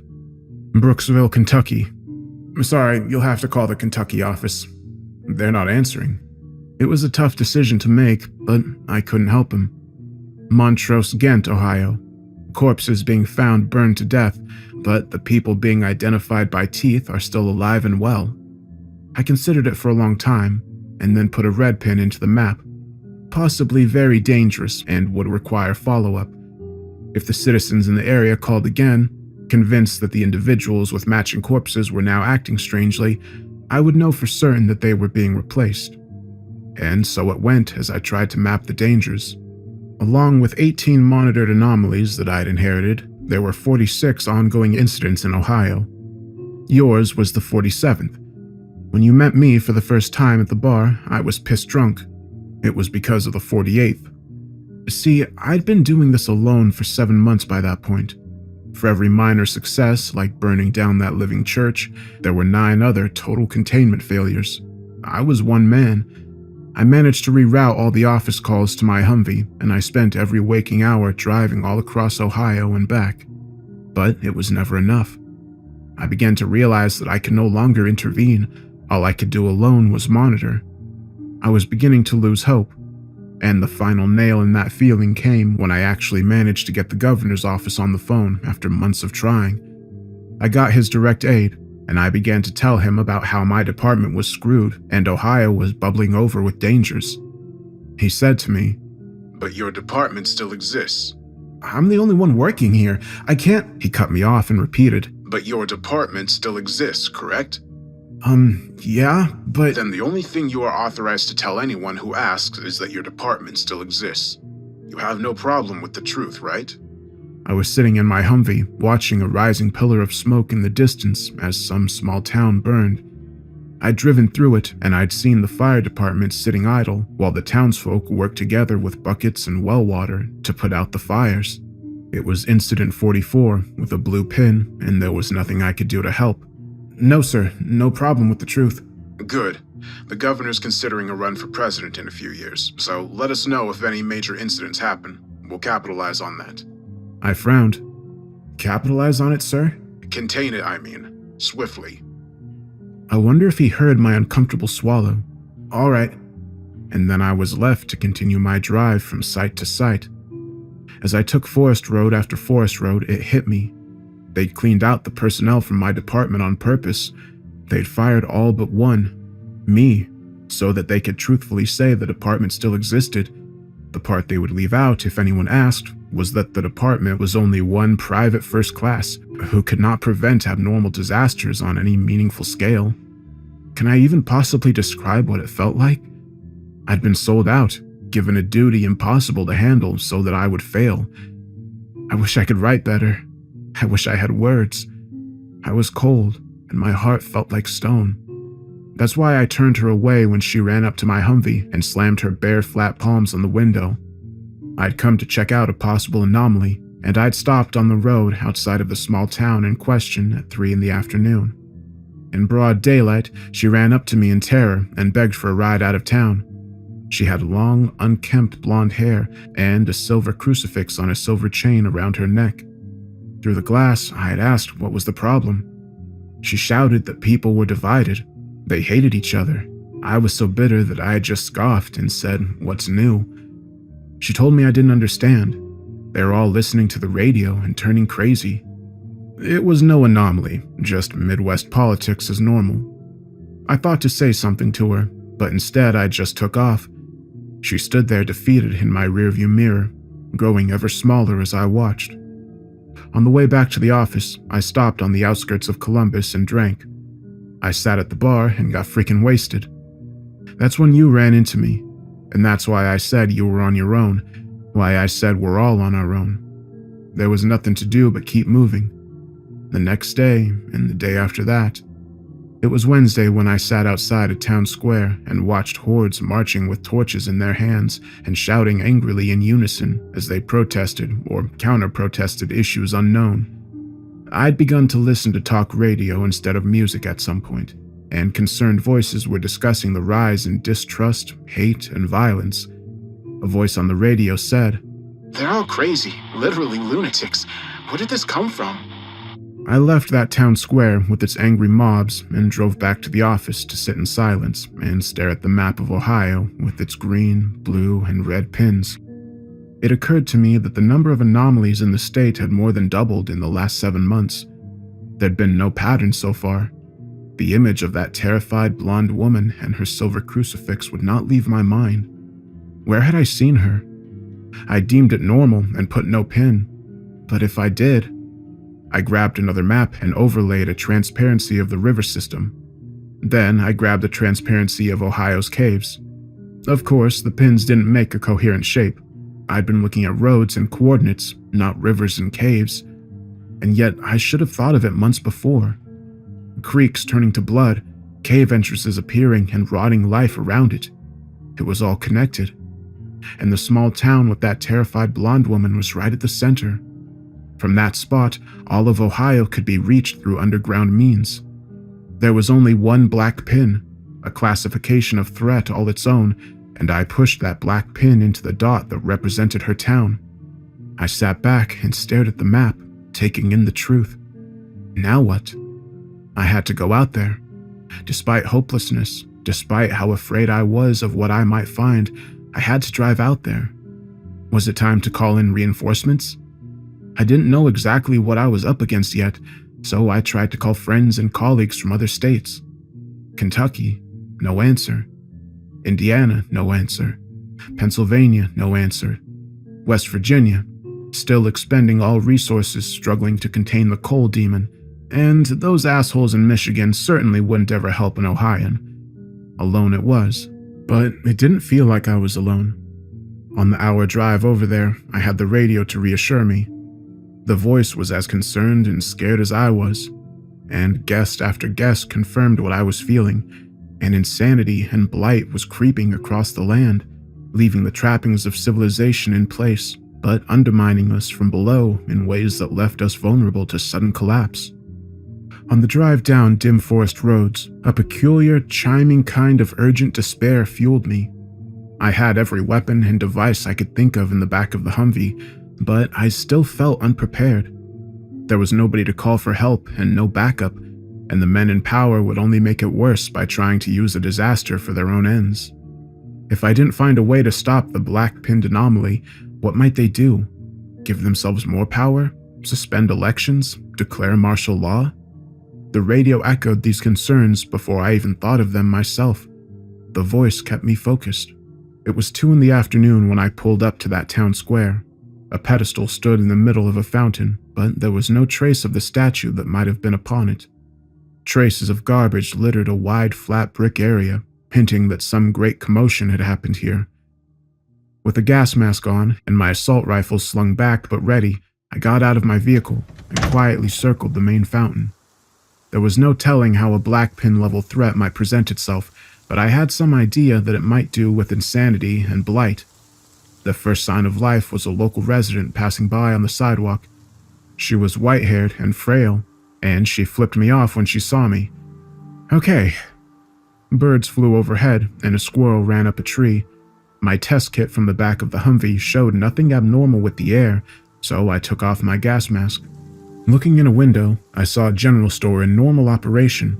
I entered slowly, gun half hidden behind me, and lurked along the back shelves whilst listening to 2 customers. They sounded normal. I grabbed a candy bar and went to the front counter, acting nonchalant. The owner was a gruff man in his 50s, and I began to feel a little nauseous as I got near. He asked, "You local militia?" Lying, I just nodded as I got my change from my pocket. What was making me feel sick? It was a noise, some sort of staticky, disgusting sound. I looked past him and saw a radio with its power light on. He was listening to some sort of horrific channel that was emanating vile filth. I kept myself from wincing as I studied the bits of what looked like liquid gold that had oozed out of the speakers and onto the walls around the radio. "You like him?" the shopkeeper asked. "He's got real points." I nodded, lying again. He could hear words in that horrible noise that made me sick. That was it. That was the threat. I left the store, hurried around the corner, and vomited in the grassy alley. That woman had said people were listening to the radio and acting crazy. Now I knew she'd been completely serious. But what effect was it having on them? Life seemed to be going on as normal here, except the old woman flipping me off, and the shopkeepers were happy to see supposed armed militiamen that were neither police nor military. I sat in my Humvee for an hour, listening to the radio myself, this time to a local channel that was increasingly turning to talk of resistance. The voice seemed to be talking in metaphor, though. "The servants of gold are all going insane," he said. "That's how he likes them. The longer they listen to his message of hate, the more agitated they become. Even good people will turn to violence if indoctrinated long enough. We have to prepare ourselves for what's coming." The servants of gold. Did he mean people listening to that particular nauseating noise? Around 3 in the afternoon, I left my Humvee and visited another 2 shops to confirm. Each building had a radio playing that god-awful noise. Each radio was oozing liquid gold. On touch, it was solid and cold. I could not lift the radios from their perch of hardened gold, nor could I turn the knob to change the channel. Gold had crusted over all possibility of stopping the noise, and had even coated the power cord and fused the plug to the wall socket. I tried to use my combat knife to break through the gold and cut the power to one of the radios when the shopkeep wasn't looking, but I was only barely able to nick the stuff. And every few minutes I had to go outside and throw up. That screeching and vile noise simply could not be tolerated for very long, and I was worried it was going to cause serious damage to me somehow. How could they listen to it? They were all nodding along to it, often in sync with each other as they did so, and customers often commented in agreement with unheard points. When I felt sickest, I retreated to my vehicle, and the local channel made me feel better. "Perhaps it's innate evil. He continued saying, Perhaps only those with evil in their hearts can hear the message of gold. Those of us who are sickened by it must fight back as best we can. Everything the servants of gold touch is tainted, and we must take a stand against them." Where was this message coming from? There was no identifying information. All I could do was listen, and listen I did. I sat and watched the townsfolk go by. Some eyed my military vehicle with distrust. Those people did not go into the shops that had been playing the message of gold. The sky began to darken to a gray-blue gloom when I awoke from a lull thanks to the snap of the voice on the radio. The time is now. They march. I rubbed my eyes and looked out across the square. A wall of marching men was approaching from the distance. Many held torches.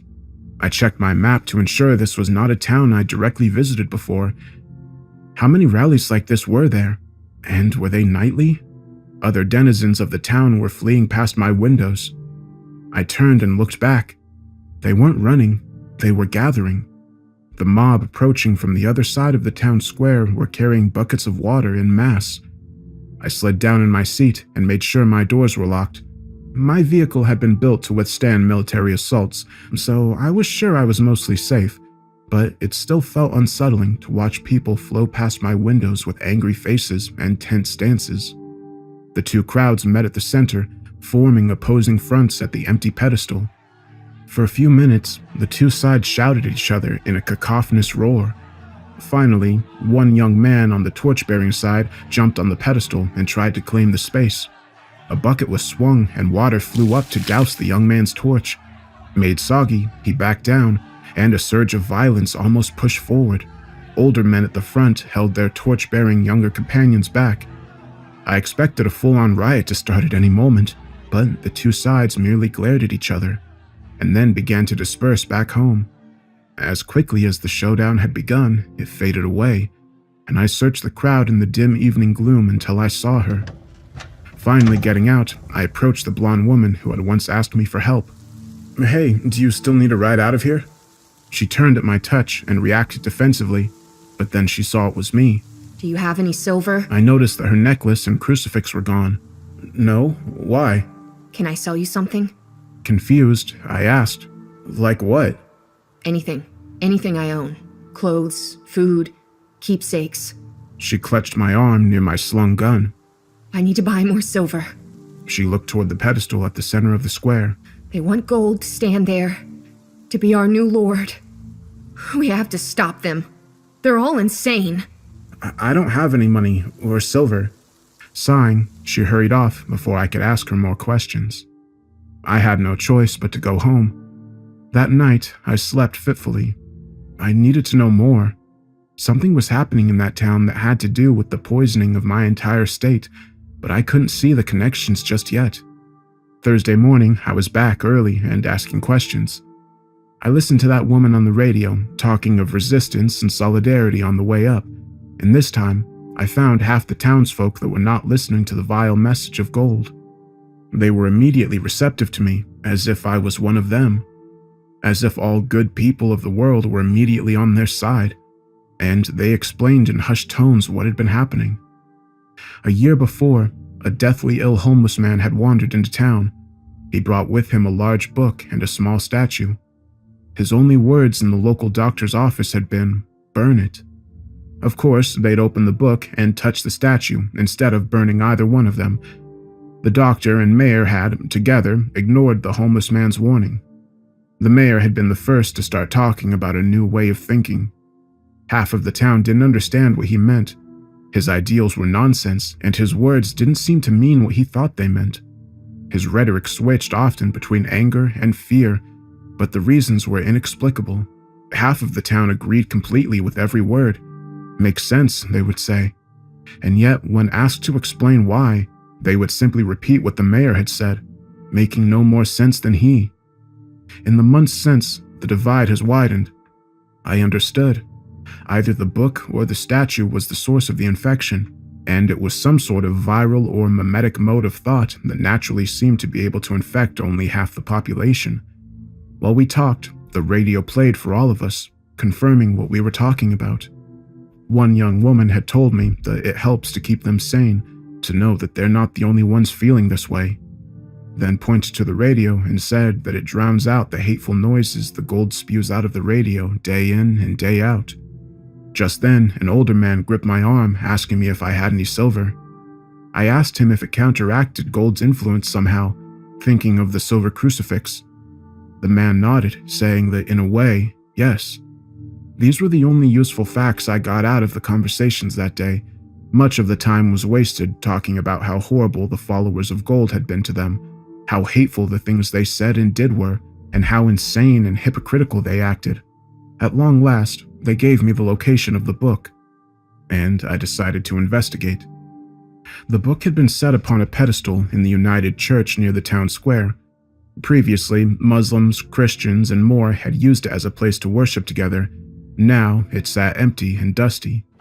The front doors closed behind me slowly, cutting off the afternoon light, but I had my flashlight on my weapon to guide me. Past the pews and up the steps at the back, I stood under the dim, multicolored light from the stained glass windows and held a lighter to the corner of the book. No investigation, no reading. Screw that. As old and dried out as it was, it caught fire easily and burned away in moments. I watched from a few steps back until the embers died out, and then I went and sat in my Humvee. Mission accomplished. But that night, Thursday night, the townsfolk again gathered in the square to scream and bait one another. Multiple splashes of water were thrown, multiple torches were doused, and several buckets and wet torches were thrown on the bricks between the gathered crowds. I hadn't done anything at all by burning the damn book. Back at the office, I looked up the foreign words that had been on the cover, and I found out that they'd been Greek for the Journal of Alexander of Macedon. What secrets or instructions it had contained, I would never know. Some of the townsfolk had mentioned an eclipse as some sort of approaching problem, and I looked it up. The next one would occur in 4 days, on August 21st. The next day, Friday, I drove up again and listened to the increasingly frantic talk on the radio. Someone's house had been burned down mysteriously in the night. They were all right, but their home was not, and tensions were rising. Some were demanding retribution.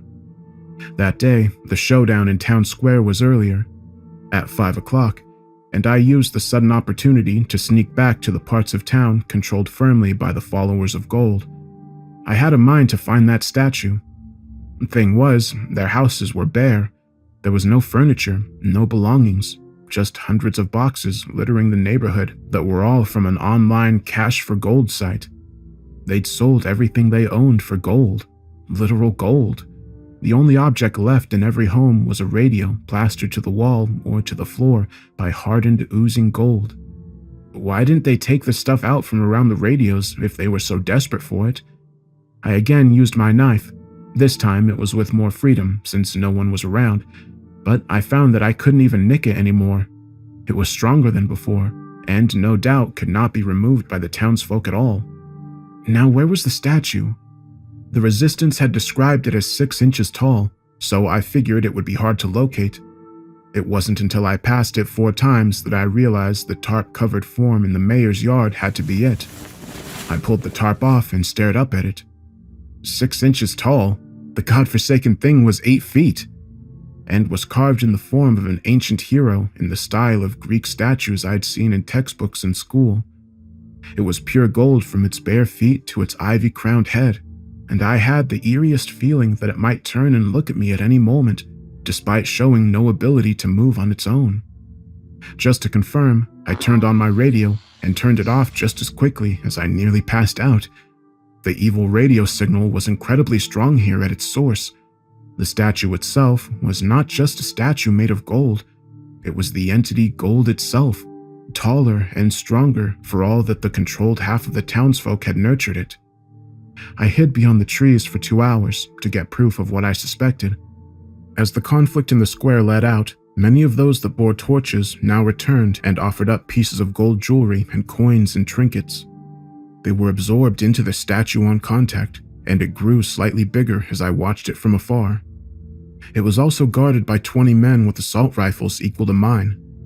That would be the local self-trained militia, policing their interests even though they had no right to do what they were doing. Who was going to stop them? I drove home that night and prepared as much C4 as my depleted department had left. I would blow that monstrous thing back to hell long before Monday. Letting it survive until the eclipse seemed like a bad idea, but I would need help. There are almost always men around the statue, I told my co-conspirators in a resistance meeting in the home of the blonde woman I'd met twice. Her name was Kara, and she'd sold everything she owned to buy silver. The only thing she had left now was a radio in the corner, and we met while it gave off soothing notes of confirmation and solidarity in the background. I need to know when the next rally is ahead of time. They're not exactly planned, one of the men said. We just show up when everyone else is showing up. Then how does everyone know when to show up? The man pointed to the radio. When he says it's time. That the other side is coming. He warns us. Who cares? It's time to start killing anyone who believes in gold. He's obviously pure evil, and his followers are insane idiots. Literal Nazis. Can't they see what's happening to them? I nodded. It was a little extreme the way she put it, but I did wonder how they could be so blind to the truth of what was happening. Saturday's rally showdown happened at 4 in the afternoon. It was raining heavily, so the C4 plan was a no-go. There were too many complications with the heavy downpour. Notably, I couldn't confirm every one of Gold's followers was at the town square. Without torches, they were far more timid. With the torrents pouring down, the resistance was emboldened, and the Gold side backed down first. That night, I didn't drive home. I stayed in town in one of Kara's empty rooms. We sat and listened to that supportive voice on the radio until the late hours. I don't remember sleeping, but the voice on the radio told us that Gold's people were back with a vengeance because of yesterday's slight. At 3 o'clock on Sunday, we got our gear together and joined the flow of the resistance on the street. I separated from the crowd and slipped past them. This time, though, the ground was wet, the air was dry, and all of Gold's people were out with their torches. The mayor's house was unguarded, and Gold stood glowering over the land, 10 feet tall and in a more aggressive stance than before. Absurd overkill was what I would call it. I used all the C4 I had, and I took out the mayor's house completely and set 2 neighboring homes on fire. I laughed and clenched my fist in the air as the cloud of dust and soot rolled across town. But when the dust settled, Gold was shining and undamaged, and his face was now toward my hiding spot in the woods. His blank Greek statue eyes were on mine. He had not moved as far as I had seen, but still he had caught me. As the angry mob with torches surged back to investigate the explosion, I ran. That had been my only choice. We all stayed up the entire night, listening to the screaming and shouting on the streets. Random houses were lit on fire as both men and women ran amok in secret. No one knowing exactly who was responsible, but no one wanting to know. Each side assumed the other lit whatever fire harmed them anyway. Specific individual culpability no longer mattered. When Monday dawned bright and hot, nobody had died yet, but the fever of hate had us all burning at the edge. A fire axe in hand, Kara recited to many of us in her empty living room. The eclipse will peak at 2:30 p.m., when the moon obscures 86% of the sun.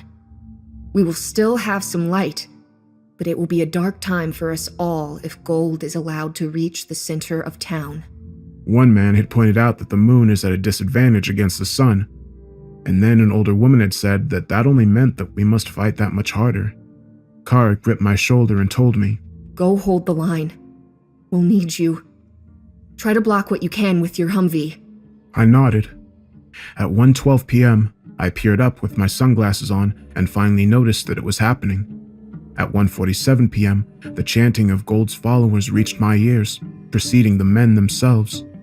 I took up position behind the vehicle, and good that I did, for at least 40 of them had automatic weapons. They held these at the ready as they appeared across the square. Others bore torches. At 1:51 p.m., the ground began to shake ever so slightly. I stared in horror as a Gold form as tall as a house appeared from around a corner and stepped slowly into view. Gold was animate, and he was approaching. His eyes were blank and his face was expressionless, but I could feel the hate coming from him in waves. What would happen if he was allowed to reach the center pedestal of this town? The men were screaming for me to stand down, even as a wall of people approached behind me with weapons of their own. This place was about to be a killing zone, a massacre under a darkening sky, a human sacrifice of hundreds for a new god made of gold. But the ground was shaking again, and I peered over my shoulder in surprise. Behind me, behind the resistance movements with their guns and buckets of water, appeared a silver statue as tall as a house, carved in the Greek style and bearing the form of a heroic soldier or ancient god. It stepped forward in direct opposition. Help him! Kara shouted to all of us. We must help Silver reach the center of town! 2:12 p.m., and the eclipse would reach its darkest in 19 minutes. I stared at Silver as he approached, and as he drew closer, I felt the same bolstering energy that I'd been getting from the radio this entire week. The ground shook as Gold and Silver took steps closer at the same time, and the followers clustered around, each roared for blood. Take the shot! Kara screamed at me, Shoot them! but I was frozen in place by shock and awe. Why hadn't they told me? And why hadn't I seen? They were seized by the same mania as the men with torches, just in opposition. None of us had seen it, while at the same time wondering why the enemy couldn't see their insanity. I let my gun slide back around my shoulder and instead gripped my head. Had there been? I smashed open a nearby window and leapt into a house. As dangerous as it was to create the sound of gunfire, I shot the radio I found therein. Its signal went from reassuring words to silence, and I finally saw the truth. Silver had oozed out of the speaker and hardened all across it, making it impossible to turn the radio off or change the channel. Hate your enemy. They're insane. Bear fire, water. Your fellow citizens are monsters. Ally the men, women. Fight each other. Sacrifice at the apex of the sun and moon. Kill each other. Murder each other in the streets. Turn the world red with blood, but all above, give me gold and silver. Make me stronger. That was the real message. One message. Just one message, delivered two different ways. It was the same thing. Gold and silver were one entity with two faces, and the pain in my head was echoing torture now that neither message held me enthralled. This was the blight, the poison, the cancer, a message oozing out into the land. It would start here with the sacrifice of 1,000 men, women, and children, and it would spread once gold and silver knew how best to divide and conquer us. My watch. 2:23 p.m. What to do? What to do? I ran back out into the town square under the ruby sky, leaking blood upon us as a dark drizzle of madness. The two lines of followers faced each other with guns drawn. So many guns, so many weapons, each side screaming for the other side to start the violence and be the ones to blame. Meanwhile, gold and silver stood tall among them, nearing the center. What object was I missing? What detail? There had to be some way to stop this. Who hadn't I seen in all this insanity? Who hadn't I met? There had to be someone here who... The homeless man. The doctor's office. I ran down the street and smashed through another window. There were 4 beds within, and one held the ill old man. He'd been here the entire time, and nobody had thought to ask his opinion. While the ground shook and the light from the windows deepened and darkened blood red, I said, "Alexander, what do we do?" He briefly opened his eyes. "Tell me how to stop gold and silver." He blinked a few times and then murmured, "Burn it." "I did!" I shrieked in his face. "I burned your journal! I did that already!" He shook his head, and his matted gray mane of hair exaggerated the motion. He touched my sternum. "Burn it." I didn't solve this riddle. I'm not that smart. But what I did do was run to the gas station at the center and fill a container with gasoline. At 2:29 p.m., pulse racing near to knocking me out, I ran down the open space between the two lines and stood on the pedestal myself as bare gold and silver feet planted themselves on either side. I knew nobody would hear me as I shouted, so I just did it. I raised the container and started pouring gasoline on myself. The liquid rushed down over my hair and my face. I tilted it back and shifted to flow mostly onto my back. Then I held up the lighter I'd used to burn the journal. The screaming and shouting on either side of me died down as the folk that had been normal men and women now began to comprehend what I was doing. I turned around and showed everyone the lighter. To my right, gold stopped stepping forward. To my left, silver stood motionless. Silence fell. What could I say? I was no speech giver, no officer. "Look at yourselves!" My words echoed around the dead silent square. For a moment, they lowered their weapons. I could only think of how assemblies had been handled in school. Raise your hands if you've been told to hate your opposition. Ever so slightly, people on both sides began to raise their hands. Look, I said, laughing because of the incredible tension. Don't you think that means something? Gold wants you to hate them. Silver wants you to hate them. Let me ask you this. What did that sick homeless man bring to town? A book, one of the men with torches called out. And a statue. Kara added. I pointed. That's it! That's it! One statue! Just one! People began looking at each other in confusion, something I took as a hopeful sign. They're the same, I said. You see two statues here, opposed and opposite, but they're the same. You've all given every single thing you own to make it stronger. One thing, one entity, and you're all about to kill each other and sacrifice to it like some sort of insane Mayan cult. I think I stood in fearful silence for nearly 30 seconds while people began to murmur to one another. I was deathly aware of the nearby torches and lighter in my hand that might set me ablaze at any moment. The two statues stood tall above me on either side, and yet neither made a move to crush me. The first act was done at random. A woman threw a bucket at Silver. Where it struck, water spilled, and a section of the statue began to dissolve. To my right, someone threw a torch, and a bit of the heroic statue caught fire.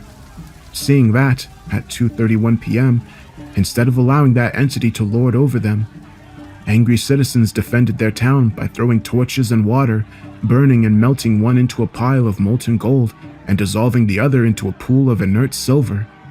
I backed away and turned off my lighter. The red hue in the sky faded as the eclipse reached its peak and continued on without incident. Leaving the square, I entered a half-burnt-out house and washed the gasoline off with tap water, crying for some reason the entire time. I'd never been so close to death, and I'd never seen anything like that. Worst of all, I felt stupid for being so duped, for being so blind. It would never have come to that if I'd just been able to see the truth. Exhausted and drained, the people went back to their homes for the night, this time with apologies, hugs, and commiseration. They would never let this happen again, they promised each other. I sat in my Humvee and watched the pools of silver and gold. I wasn't ready to drive. I wasn't ready to do anything. I turned up the heat to counteract the physiological effects of shock. Afternoon became evening, and I watched the wanderer, Alexander, enter the square and scoop up a handful of liquid gold and silver. In his hand, it formed into a humanoid statue about 6 inches tall. I got out and stormed across brick, ready to confront him with my weapon drawn, but as I rounded the fountain and the murky, bloody waters it still contained from the earlier unholy rain, I could no longer see him. Statue in hand, he'd vanished, and I was left with nothing else except the drive home. On the way, I stopped by your neighborhood and saw that you had all collectively built a wall around your anomaly and were guarding it together. That sight made me feel better. Alexander of Macedon is still out there, and wherever he roams, the curse of gold and silver will rise again. But each community has a strength made of the hearts of the people in it. Together, they can beat anything, whether the threat comes from within or without. That's my new plan. I'm not alone at all. Wherever danger appears, I will go and try to help the community handle it together. We may no longer be able to depend on government to handle these things, but we will always have each other.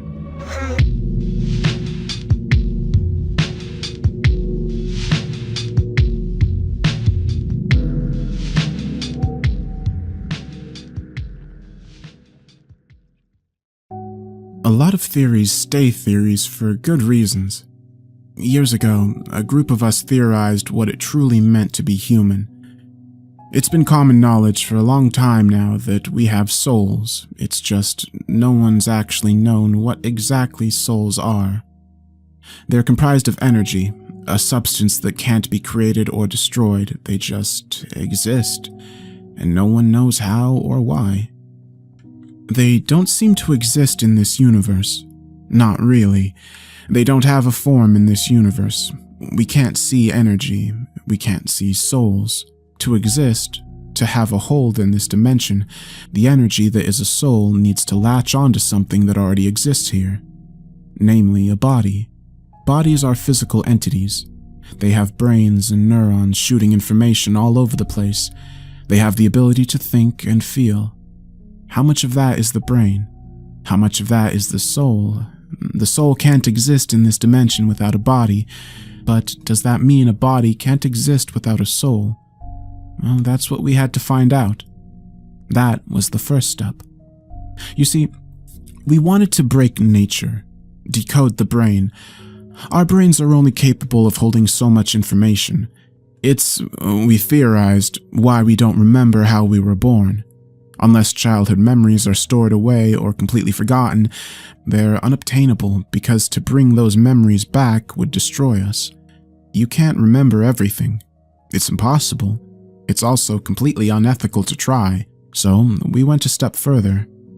AIs have been in progress for years. We know how to give a computer intelligence, but it's just intelligence. It's a mechanical brain, not a soul. You can't make a soul out of spare parts.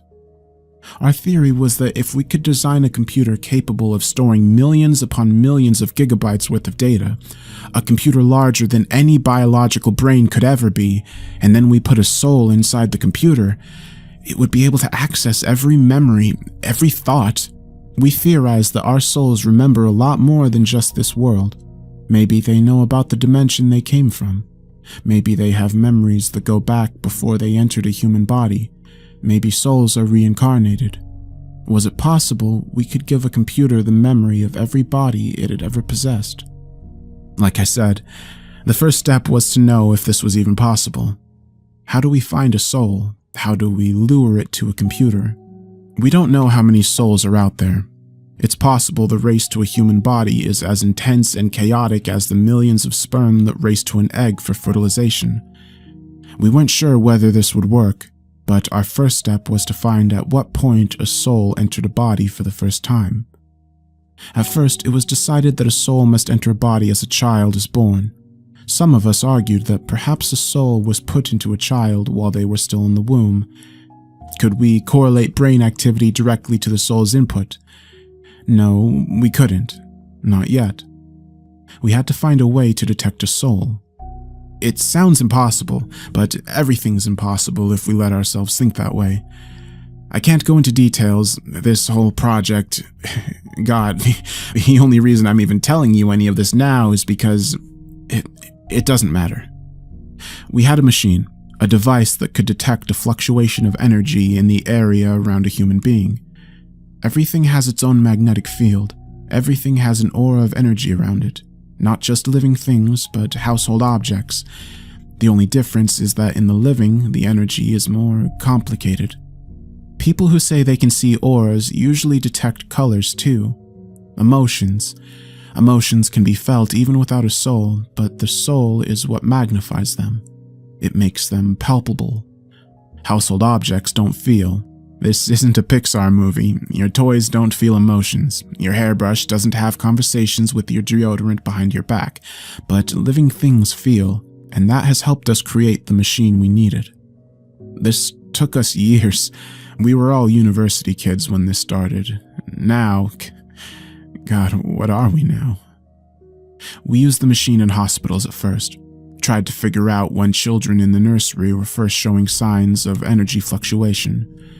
The machine was harmless, but we still had parents sign waivers, paid off hospital personnel to keep their mouths shut. We studied the phenomenon for years, but when those years were up, we came to a disturbing conclusion. There was no correlation. Everyone was different. Some people would be born with their soul. Some people would get them years later. I studied children who were 2 or 3 without souls, some as old as even 7 or 8. This isn't a horror movie, though. Kids without souls weren't little Damians riding on the walls of their playrooms in blood. They are pretty normal, but they lack personality. You know that saying, dull as a brick wall? A lot of these kids were exactly that. They didn't have much of a personality to account for.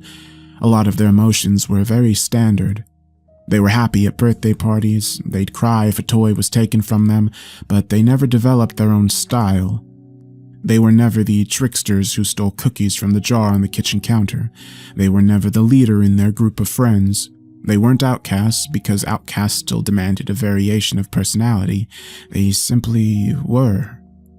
And it was unsettling to see how many of them existed. The oldest child we ever kept track of gained her soul at 18 years old. This presented us with many problems. We had no way to narrow down the search. We couldn't even think of finding a soul if we didn't have any way of knowing where they were or when they would enter a child or, as we found later, an adult. Communication with the soul seemed implausible at first. It existed in another dimension. How the hell did we even theorize getting one's attention? But then, one of us proposed an extra measure, a further study on the machine we created to detect energy fluctuation. We'd done that. We were able to see how energy changed. All we had to do was figure out the wavelength it ran on, and we could replicate the fluctuation. We could send a wave of sound that could effectively attract souls. There are sounds that go beyond the comprehension of human hearing. Sounds that we can create not with our voices, but with machines. This was the same idea. We had to make a sound that we couldn't detect, but our machine could. As long as the machine could pick it up, then hopefully the souls would too. This still meant we had to be in a hot spot for soul activity. We had to be around one of our case studies, one of the children who had yet to develop a soul. It was all about chance. The probability it would work was hinging on impossible, but that's what this whole experiment had run on. Impossibilities. Things that if we'd gone out in the open to the scientific community about, they would have scoffed in our faces. This was beyond impossible. This was knocking on the door of another dimension and hoping something would answer. I think it was sheer luck that won us in the end. The computer we made to be large enough to hold a fully capable human mind, the mechanical brain, and eventually the biological soul. Fortunately, this wasn't the 60s. The machine was large, but not impossible to move around. We kept it in the bedroom of our last child's study with full permission of his parents. Oh yeah, we gave the computer the same design as our new energy detecting machine. It would periodically let out a noise we believed would attract the souls. We couldn't hear anything, but a light would flash on the monitor any time the sound was released. We noted the progress, and for a long time, we got no results. 2 years into the study is when our luck finally started. 2 years in, and suddenly we got our soul. It happened so quickly, I don't really remember exactly what I was doing at the time. We were all beyond exhausted, taking shifts with the machine. I'd been talking to Hines, I think, one of the girls in our group who I was closest with. I don't remember what we'd been saying. I think she was going on about her new dog. She loved that thing. Anyway, 1 second it had been the usual silence, and then we had a soul in our computer. The screen went white, then red, then white again. The mechanics whirred and cranked in ways I'd never heard in the years I'd been running. Then, the screen went blank. Then, the computer started to scream. We couldn't afford to move the computer, so we effectively stole a family's house in the back end of nowhere to stare at a screaming computer monitor. The parents agreed to move in with their parents, with very little push on the matter. The screaming was insufferable. Thank God the next set of neighbors were about a mile down the road. We couldn't mute it, only our own ears. We'd wear earbuds, earmuffs. Hines and this other guy, Johnson, they both couldn't take it, and on day 3 they just drove into town to get away from it. Meanwhile, a couple of the hardier scientists and I stayed behind and just tried to blank it out. On the 5th day, data started scrolling down the monitor in perfect vertical lines, an infinite series of numbers that never repeated themselves once. We didn't have time to translate it. We didn't have a key. It didn't follow any numerical or mathematical rules we'd ever seen. We just hoped that if the screaming stopped, we'd be able to ask what it meant. The screaming was mechanical in nature, broken, like listening to something so off-key even auto-tune couldn't fix it, but it damn well tried. I'm surprised it didn't drive us insane. Then again, to even be attempting what we attempted, I think we lost our sanity long ago. On the 7th day, the computer went quiet. The soul stopped screaming, and for the first time in a week, the house fell silent. Johnson and Hines were called back. Spencer, the boss of operations, rounded everyone up. We stared at the monitor, because there was little else for us to do, and waited. In a voice like a Furby flung into a washing machine, the computer said, "Oh, where?" We were dumbfounded. We hadn't expected it to speak, though that was the most likely outcome. We might have just fused a soul and a computer together, but whatever this thing was, it wasn't a child. It had full access to the internet, to every language. It knew what country it was in, knew that everything on that computer had been coded in English. It knew what to say, but if it knew all this already, then why ask where it was? Because it wasn't asking where it was. But Hines still said, "You're on Earth." The monitor flashed to life. Google Maps, of all things, appeared on the screen. In possibly the most sarcastic tone I could imagine for a tiny automated voice, the computer said, "Earth." Yeah, it knew where it was. Hines backed away awkwardly. I put a hand on her back. The computer asked again, "Where?" Spencer didn't say anything. I think he was still too dumbfounded. No one else was offering an answer, so I stepped up. "You're not in an organic body," I said before rolling my eyes. "Obviously, you probably figured that much out already." Hines pinched me. I scowled at her. The computer responded, "Yes." It drew the word out like it didn't expect me to respond. "What I mean to say is that you're in a computer. We put you there. We, in a sense, I guess you could say we hijacked you." Then the computer did something none of us expected. It began to laugh. It took a few days for the computer to fully come to grips with communication.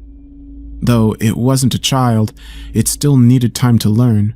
We didn't need to buy picture books for it. It could find whatever it wanted online, but it still liked to be talked to, even if it didn't always respond. We decided to call the computer's soul Spirit. Within a week, people started getting antsy.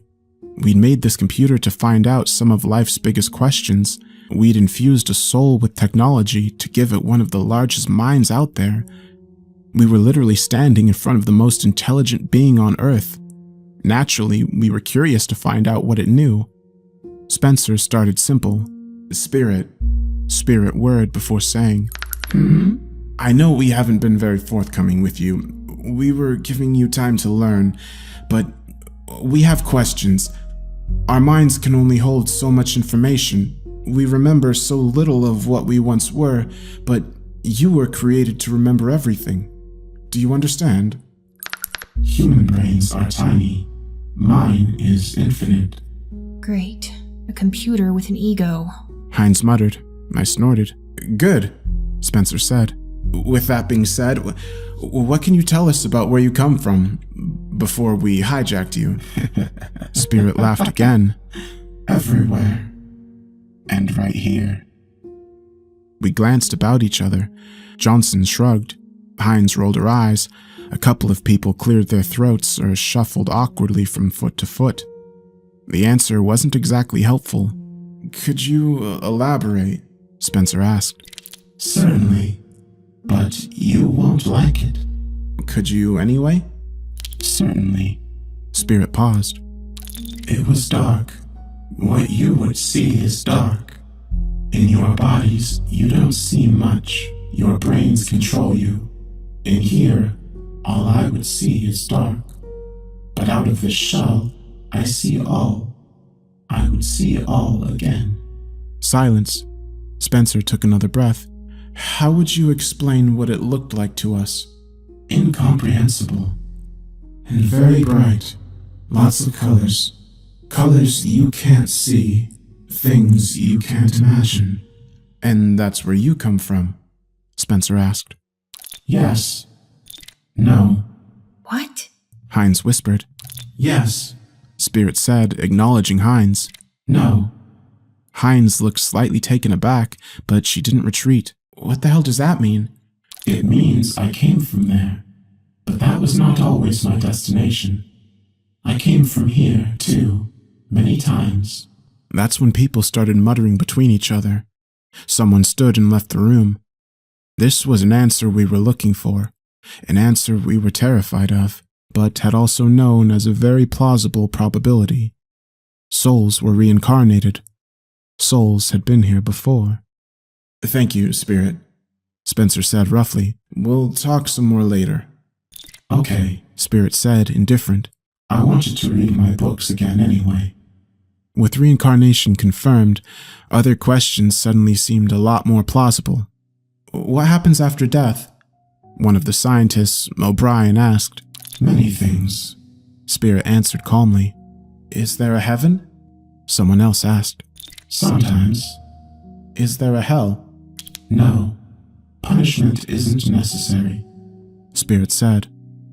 A lot of scientists lost interest at that point. Belief systems were shattered with every new question. People's minds were unable to cope, although a lot of us had gone into this knowing that everything we knew would be tested. A lot of us just hadn't thought we'd get this far. A lot of us had been too stubborn to consider that maybe, just maybe, what we believed to be true had been wrong the whole time. Johnson, Hines, Spencer, and I stayed, along with some others. There were less than 20 of us now, still eager for more information. "Is there a God?" Johnson asked, because someone had to, and he was willing to take the hit. Spirit considered this for a long time. We are here, it said. "I'm sorry, we?" John asked exasperatedly. "So, what, there's more than one?" We are here, Spirit said again. No one was able to sway a better answer, so we changed the subject. "Can you talk to them?" someone asked desperately. "The people in heaven." Einstein says hello, Spirit said, that same sarcastic tone present in its odd, wavering voice. Then Spirit fell silent. Something whirred inside of the machine, the same clanking from the day that Spirit had first entered the machine. Anna, Spirit said. Annabella. That was when things got a lot more complicated. A stricken breath came from the scientist that had asked the question. His name was, Martinez? I don't remember. That was the last we heard of him. Annabella was his sister's name. His sister who had died when she was 14. Hit and run, a terrible circumstance. I doubt he was ever the same after. But Spirit knew. It knew who Annabella was. It sat there motionless for hours, marking off information it knew about Annabella, her favorite stuffed animal, Fatso, the tea parties she would always try to get Martinez to join in with, but he always said he was too old for them. Information that wasn't on the internet's expansive database, information that could only be found in the heart. And Spirit knew it. Spirit knew all of it. She is happy, Spirit said. She wants you to know that. Martinez was barely holding it together. You're talking to her now? Always. We left Martinez and Spirit alone for a few hours, went to grab lunch. Johnson didn't have much to say. Hines couldn't even think of any witty remarks. We all just ate bagels in silence and tried not to think about what we had just heard. Martinez packed up and left, signed a contract saying he'd never mention anything he'd ever learnt. He knew the consequences. Besides, who would believe him? The dust settled and suddenly other people had questions about their dead loved ones. Where were they? Were they in heaven? Had they been reincarnated? Spirit could tell them anything. We stopped people from finding out who their loved ones had been reincarnated as, terrified of the outcome, but mostly they were just content in communicating with them if they could, or finding out what they'd been like after they passed if they couldn't. Over the next few days, Spirit's expansive knowledge bottled down to psychic for hire. Everyone wanted to know something about life or death, about heaven, or what souls did when they were reincarnated. There were things that Spirit wouldn't answer, like how many souls were called to a human body at a time, or why some kids only received their souls later on in life. Eventually, all Spirit had to do was call a name and someone would raise their hand. It was like watching one of those fake psychic TV shows, but it was real. That was until Spirit said, Thomas Spencer. Spencer looked up from where he'd been studying his notes. His face had turned a sickly white. I could almost see his heart freeze inside his chest. What? Spencer choked. The room fell silent. I didn't say anything. Johnson suddenly found his shoelaces incredibly appealing. Hines whispered. Shit. Thomas Spencer was Spencer's 5-year-old son. He was also, to most of our knowledge, alive and well. Spencer left the room immediately. He had his phone in one hand, his car keys in the other. He left in a whirlpool of kicked-up dust and soul-crushing despair. I'd never seen him like that before. Not in the years we'd spent on this project, not ever.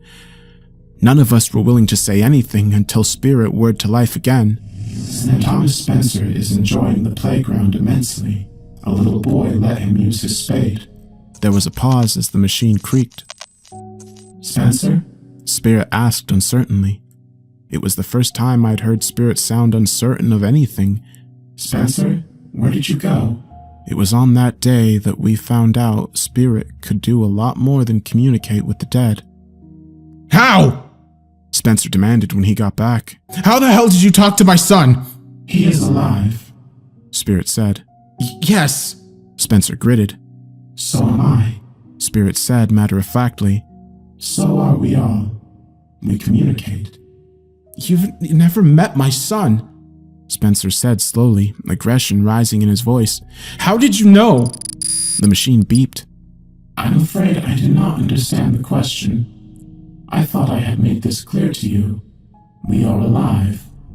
Yes, but I can't see what my son's doing from across the country. We. What? We. Spirit repeated.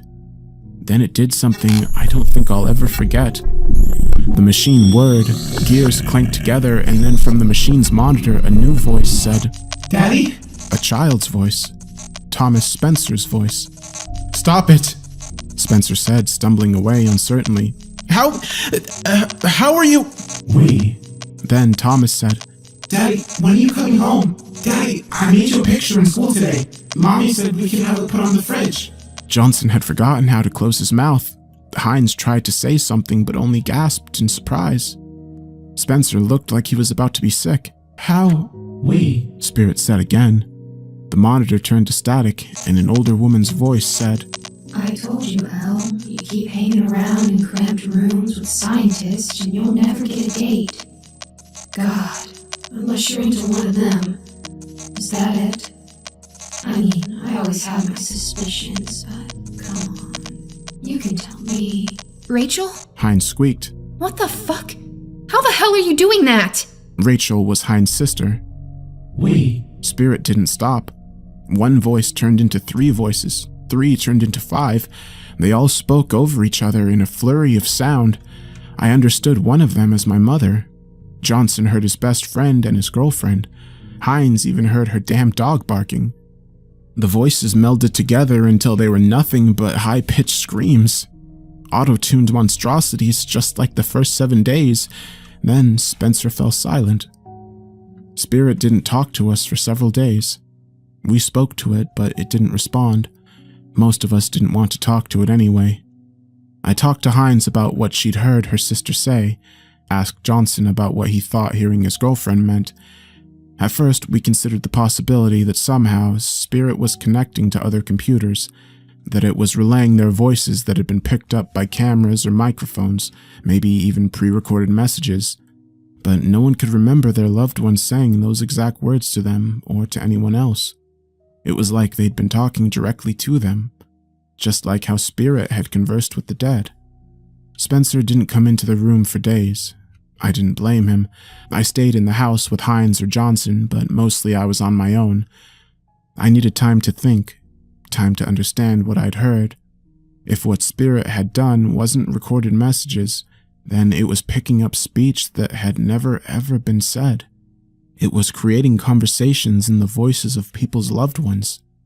That didn't make sense. A lot of stuff didn't make sense anymore, but I disregarded that theory. It wasn't creating conversations. It wasn't recording them. It was. What had Spirit said before when Johnson had asked about God? We are here. It kept repeating we. Every time someone asked it a question it couldn't answer. It always responded with we, like it wasn't one entity. Why the hell would it be? We didn't know what a soul was, how many minds it had. We just assumed, but why say we? Then it clicked. At about 4 a.m., Hines was asleep on the sofa in Spirit's room. She decided to keep an eye on it, mostly because she didn't trust the damn thing, knocking over her coffee as I slammed my hands on the table in the corner of the room. The collective unconsciousness, I said in one snappish exhale. The collective unconsciousness, the morphic field. What about it? Hines cringed. It's 4 in the fucking morning. Fuck you. I rolled my eyes. The collective unconsciousness, the theory that we're all connected, that our minds are all connected. Don't you see that? That's what Spirit's doing. It's somehow tapping into all of our minds. It's fucking hijacking our minds and saying what we'd say. A metallic chuckle rumbled from the computer. I love that word, Spirit said.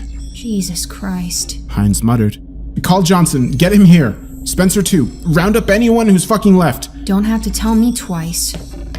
Hines was up and out of the room faster than her sleep-deprived mind knew what to do with it.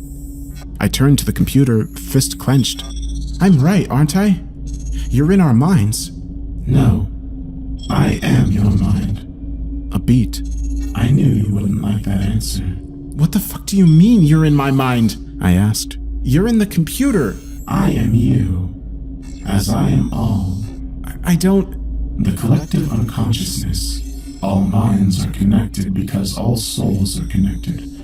We share the same data, the same information. Hijack one soul, hijack us all.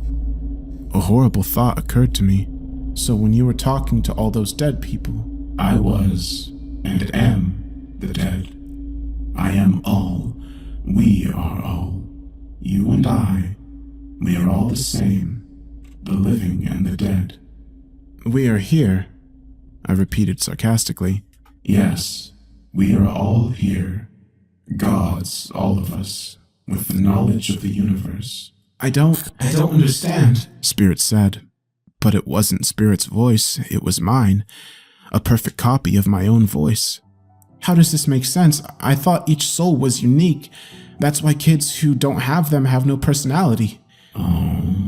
Spirit made a small tutting sound, like it found my state, or its state of disarray adorable. The brain blocks out all the things that we share, but it leaves the personality. That's what the brain does. It can exist without a soul, but the soul can't exist. Can't differentiate itself from all the others until it has a brain to sort out the noise. Spirit paused. Do you understand? I understand that you have too much power. Johnson, holy shit!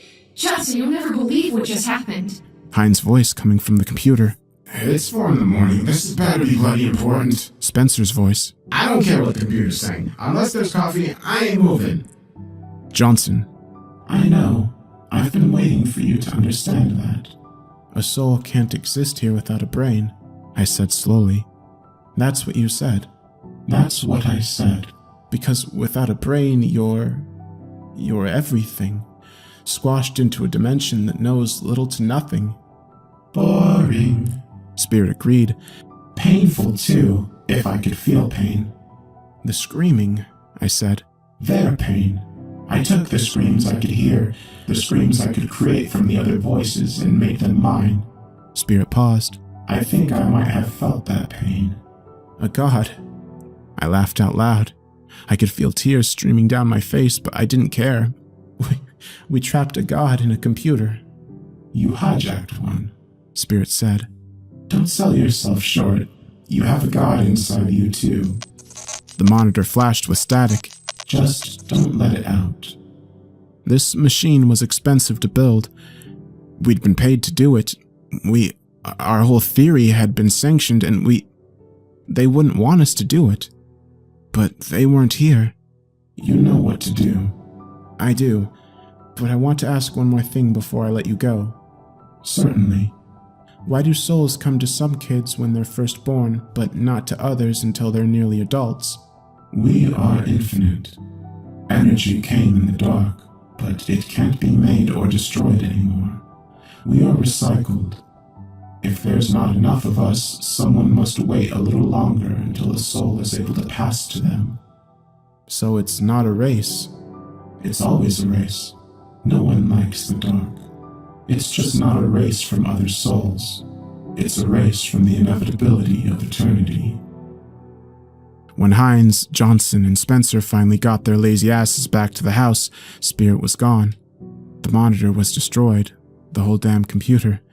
I ripped it to pieces, smashed the thing with a hammer. Spirit said it could leave once it wasn't tethered, so I made sure there wasn't a single tether left. I won't tell you who paid us to make the computer. I don't know what would make you feel safer. Was it the government? Was it a private party with a lot of money to spend? I won't tell you, but I will tell you I can't stay here anymore. None of us are safe. Hines and I, we're gonna stick together for the time being. Gotta change our names, our faces. Hopefully the people who paid us won't catch up, but they might, which is why I wanted to share my story here. It might get deleted, but I want you to know the truth. Being human is a blessing in disguise. The souls inside of us are fiery beings with enough power to create universes of their own, but they're terrified. Terrified because once you know everything, eternity is just darkness. All the beauty in all the worlds couldn't change that. So they found us, a species on a small rock. They hooked themselves onto our brains, and our brains deleted their history, deleted all the memories of all the lives they'd ever lived, of all the time they'd spent floating in the endless dimensions of this existence. It's a freedom to them. It's a freedom to us. Two halves of one being. A body that could easily exist without a soul, but is given the wonderful gift of a unique personality as a result of deleting all the sameness. So remember that next time you look up at the sky, know that you've been there millions of times, and one day you might remember them, but that doesn't mean the euphoria will last. And that little kid who we'd been studying for all those years, our very last case study, he's gonna get a soul of his own now. Treat him with kindness, Spirit.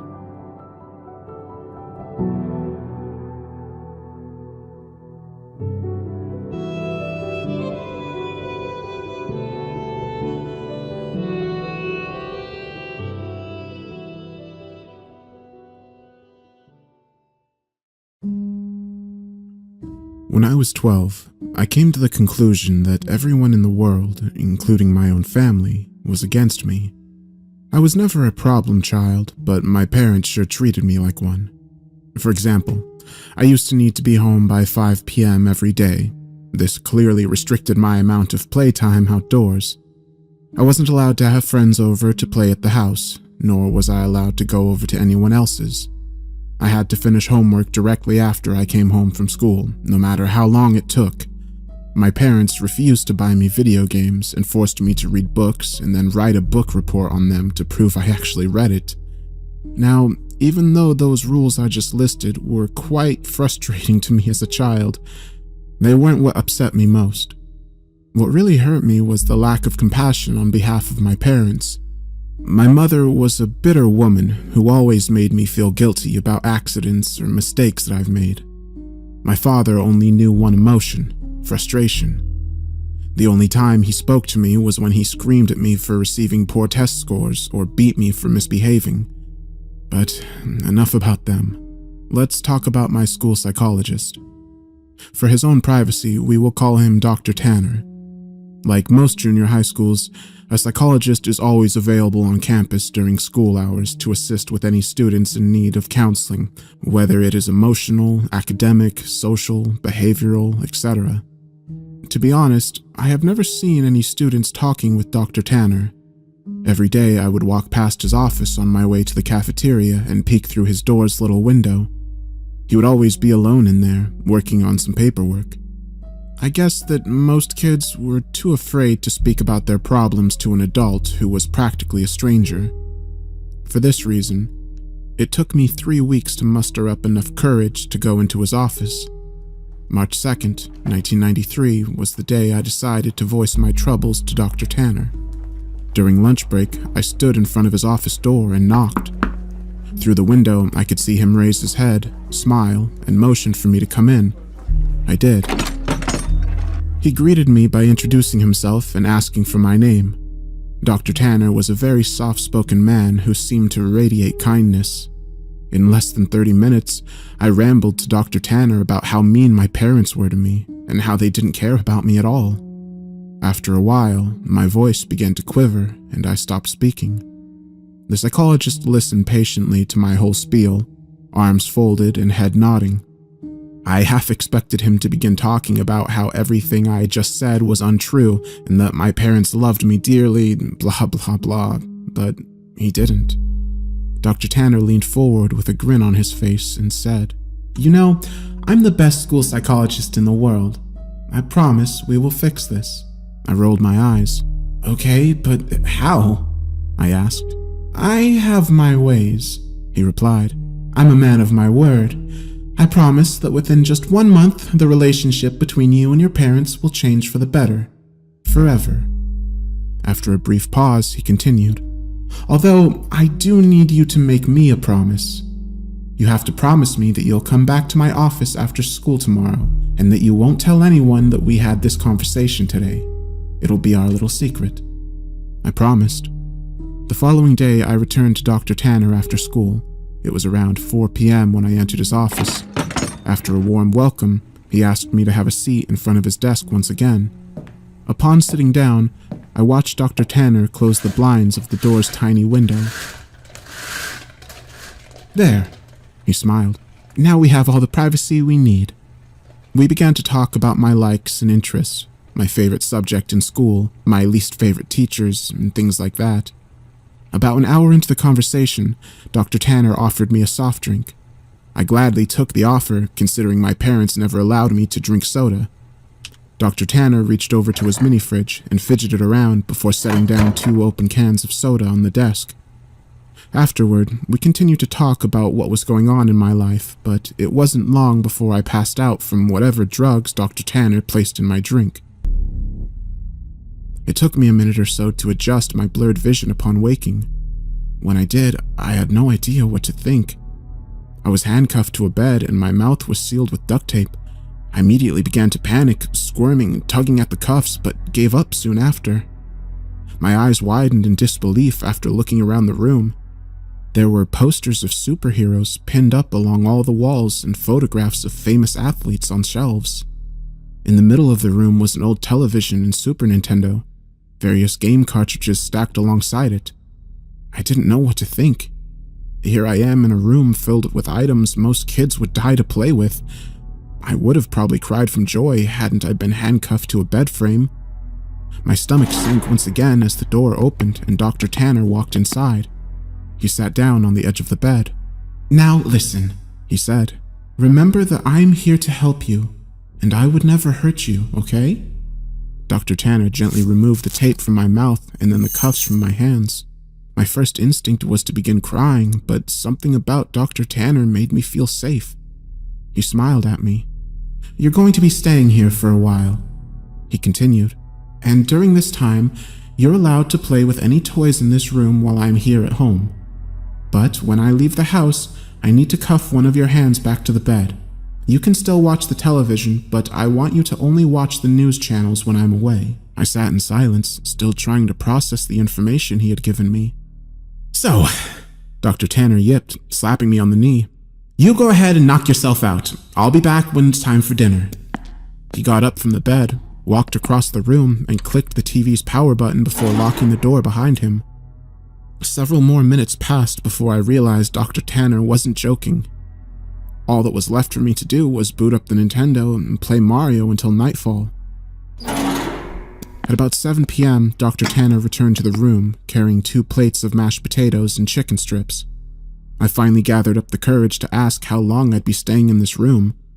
"Well, about a month," he replied, "give or take a few weeks. I just have some work I need to do." The following morning, I woke to Dr. Tanner's hand patting my head. "Hey, bud, you don't have to wake up right now if you don't want, but I'm going to need to put this back on," he whispered, clamping the cold steel handcuff onto my wrist. I gazed up at him. He was wearing a collared shirt and slacks, a coat draped over his shoulder, and a suitcase at his side. He looked just how he always did when I saw him around school.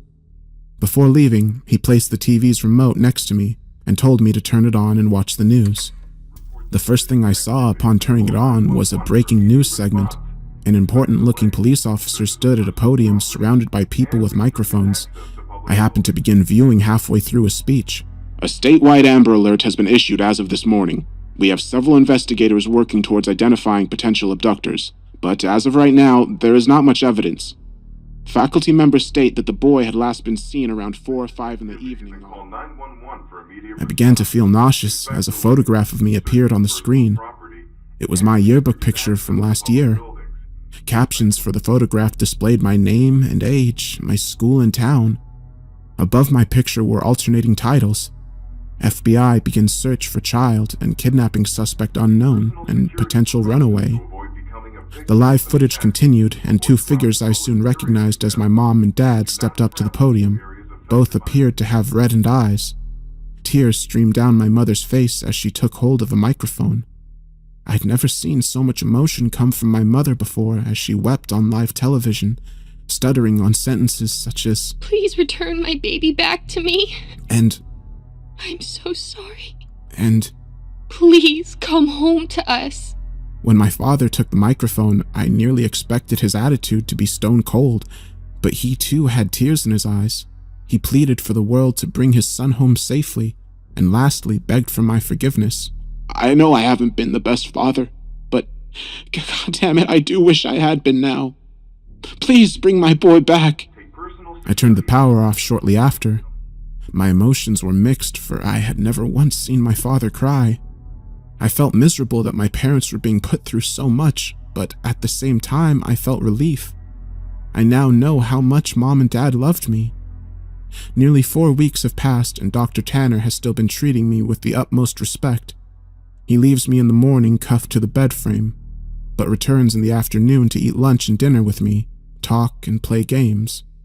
I never would have guessed how good Mr. Tanner was at Monopoly and Scrabble. But one morning, when Dr. Tanner woke me before heading off to work, I noticed a stern look on his face. I also realized that it was 3 hours earlier than when he usually wakes me. You need to watch the news today, no exceptions. I want you to keep the television on all day and pay close attention to it, he stated grimly. I, of course, complied and watched him exit the room. About 2 hours later, a breaking news segment interrupted the toothpaste commercial I was watching. The title, Human Remnants Found. 2 staunch-looking men in suits stood aside one another and began speaking. We are displeased to bring up such unfortunate news this morning regarding our missing child case from earlier this month. One of the men bowed his head while the one speaking shuffled through some papers. He continued. Remnants of a body have been found in a garbage bag beneath a highway overpass. The body appears to be that of a child, although not much of it is left. The body has been decapitated and much has been burnt to ash and bone. The screen shifted over to a helicopter view of the freeway. Dozens of police cars gathered near the bottom of the tall overpass. The man's voice could still be heard.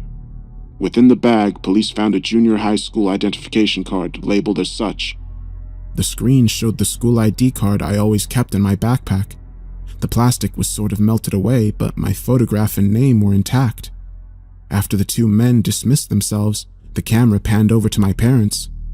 They were sitting among reporters. My mother's face held a painful grimace, and my father sulked his head down at his knees. I shut off the television. Dr. Tanner returned home very late. He hurried into the room, unlocked my cuffs, and placed a bottle of fizzing water into my hand. He placed his hands onto my shoulders and smiled. I made you a promise, didn't I? I nodded, tears squeezing their way out of my eyes. You need to make me a promise again, he whispered. He told me that I needed to drink all the water in the bottle. It would help me sleep, and that from here on, I am never to tell anyone that I ever met him. I promised. I told you I'm the best school psychologist in the world, didn't I? And he was right. I awoke later that night to find myself lying in the middle of a park, stars shining brilliantly across the night sky. I recognized the park. It wasn't too far from my school. A mile or so down the road, I saw my house. The lights were off inside, but I could make out my father sitting on the step leading to the front door. I hesitantly called out to him. He lifted his head slowly, but when he saw it was me, he sprang to his feet, ran towards me, arms open, yelling my name. My mother erupted from the house behind him. Dr. Tanner was right. Things have changed with my family and I. My parents smile more often and treat me lovingly. I could not have asked for a more perfect ending. Every now and then I see Dr. Tanner on campus, talking to and from his office. Rarely do we ever make eye contact, let alone speak to one another, but sometimes he'll shoot me a wink and smile. I'll always keep my promise to him and pretend I never met him. But there will always be one question forever floating in my mind. Who did Dr. Tanner decapitate and throw off the overpass?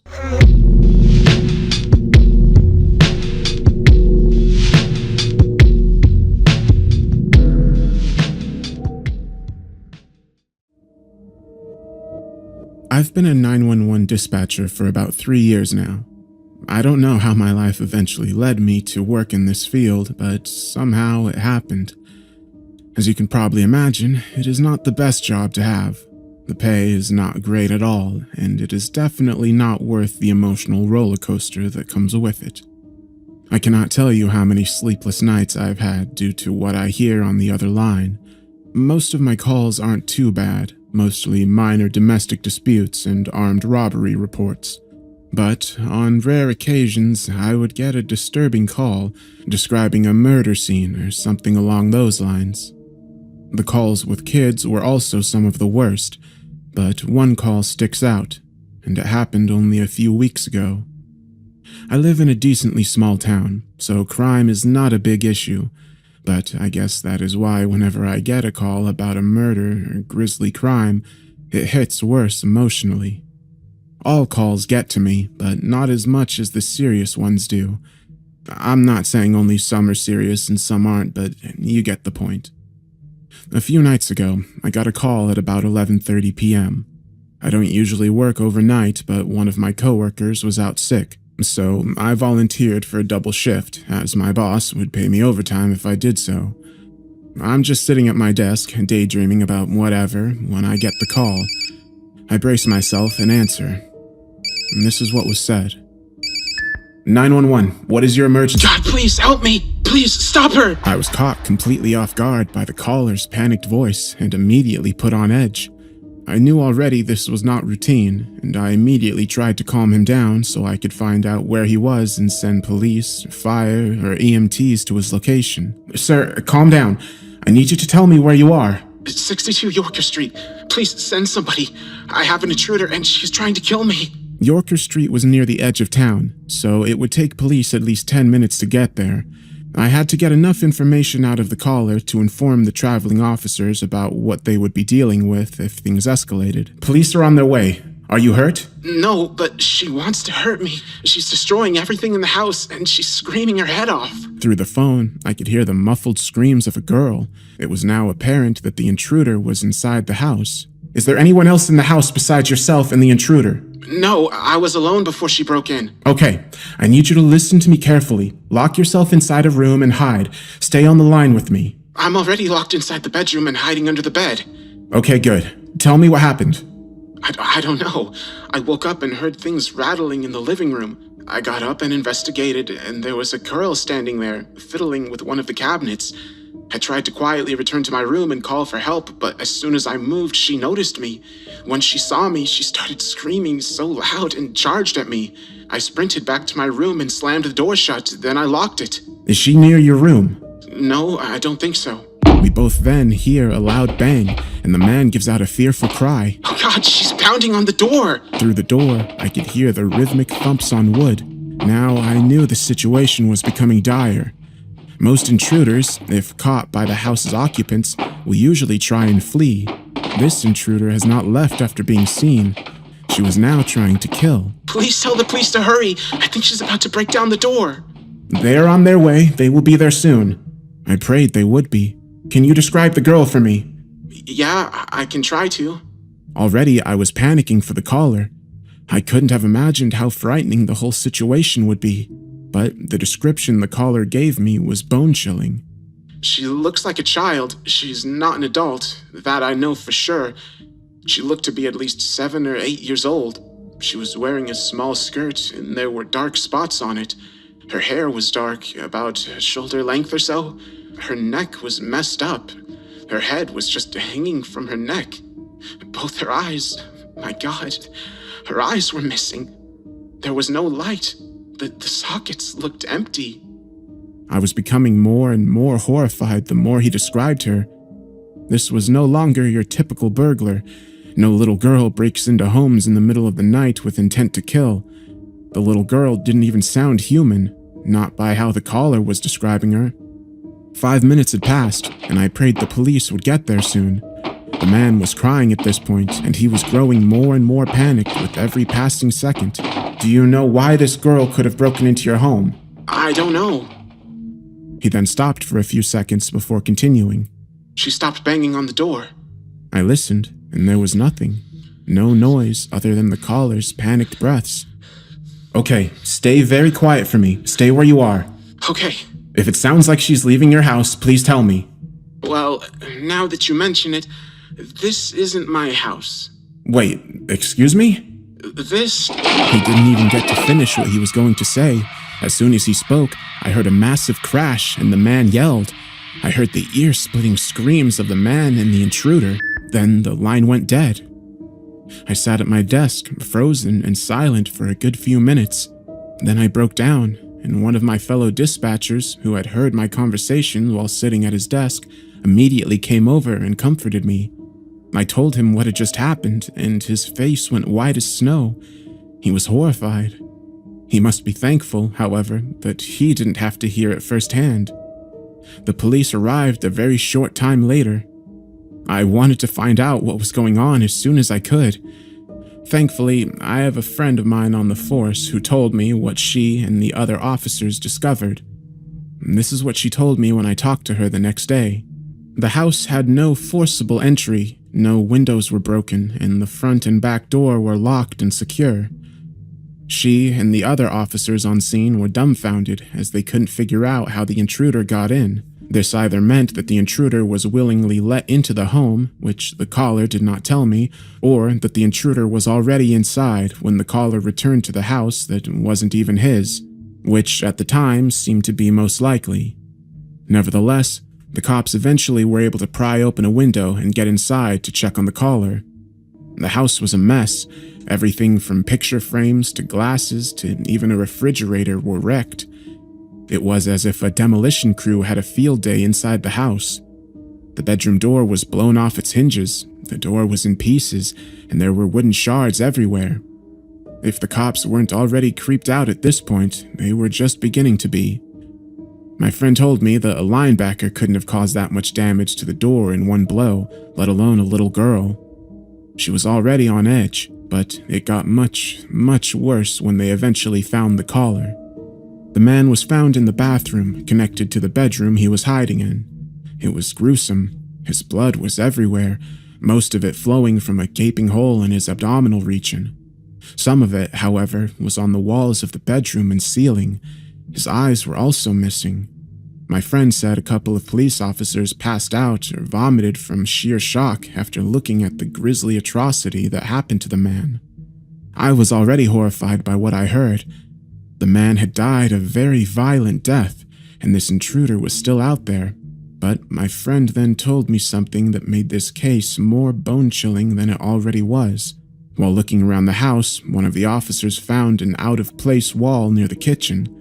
The wall looked to be artificial.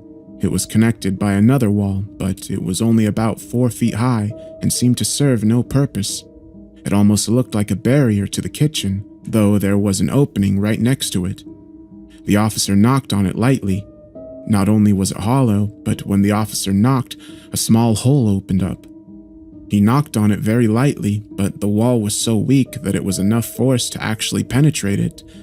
He shined a flashlight inside and saw a blanket on the ground, but what caught his attention wasn't the blanket itself, rather the lump underneath it. He called for the other officers to come over to him, and they broke through the rest of the wall. They inspected the blanket, and one of the officers lightly lifted it off the lump. What they found was almost as disturbing as the dead caller. It was the dead body of a young girl. They immediately closed off the area, and crime scene technicians came and investigated. After some time, the coroner came and took 2 bodies to the morgue. A few days later, the rest of the details came out about this case. I was eager to hear what the coroner and the police had discovered, and my friend called me to tell me the rest of the story as soon as she found out. The caller had died from, and this was the exact term my friend used, blood loss from being gutted. His eyes were never found. The girl was identified as Taylor Watherton, a 9-year-old who went missing a little over 2 years ago. She went missing from a local playground, and she was last seen wearing a polka dot covered skirt. I didn't think much of it until I found a missing persons poster with her picture on it. She had black hair that ran just to her shoulders. As I was looking at her photo, I couldn't stop thinking about that skirt she was last seen in. I felt like I was missing something, and then it hit me, and I almost fainted as I remembered what the caller told me. She was wearing a small skirt, and there were dark spots on it. Her hair was dark, about shoulder length or so. Apparently, the coroner determined that she had been dead for not that long at all. According to him, she appeared to be dead for no longer than a month. While the cause of death could not be determined exactly, her neck was broken, and it wasn't post-mortem. I told my friend when I originally talked to her that the caller said the house wasn't his. She did some digging and reported back to me around the same time the rest of the details were released. The house belonged to a man named Travis Quinsley, who had recently been reported missing.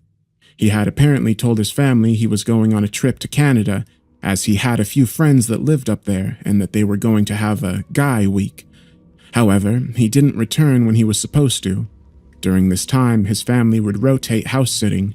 His brother, Colby, was the caller. I knew what he had looked like. His photo had been shown on the news a couple of times since his body was identified alongside a missing child. He was a young man with straight strawberry blonde hair and a decent build. After talking to my friend, I looked up a picture of what Travis looked like.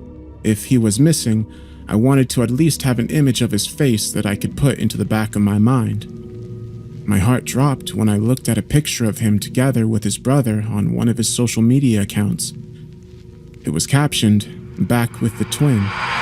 He looked exactly like Colby.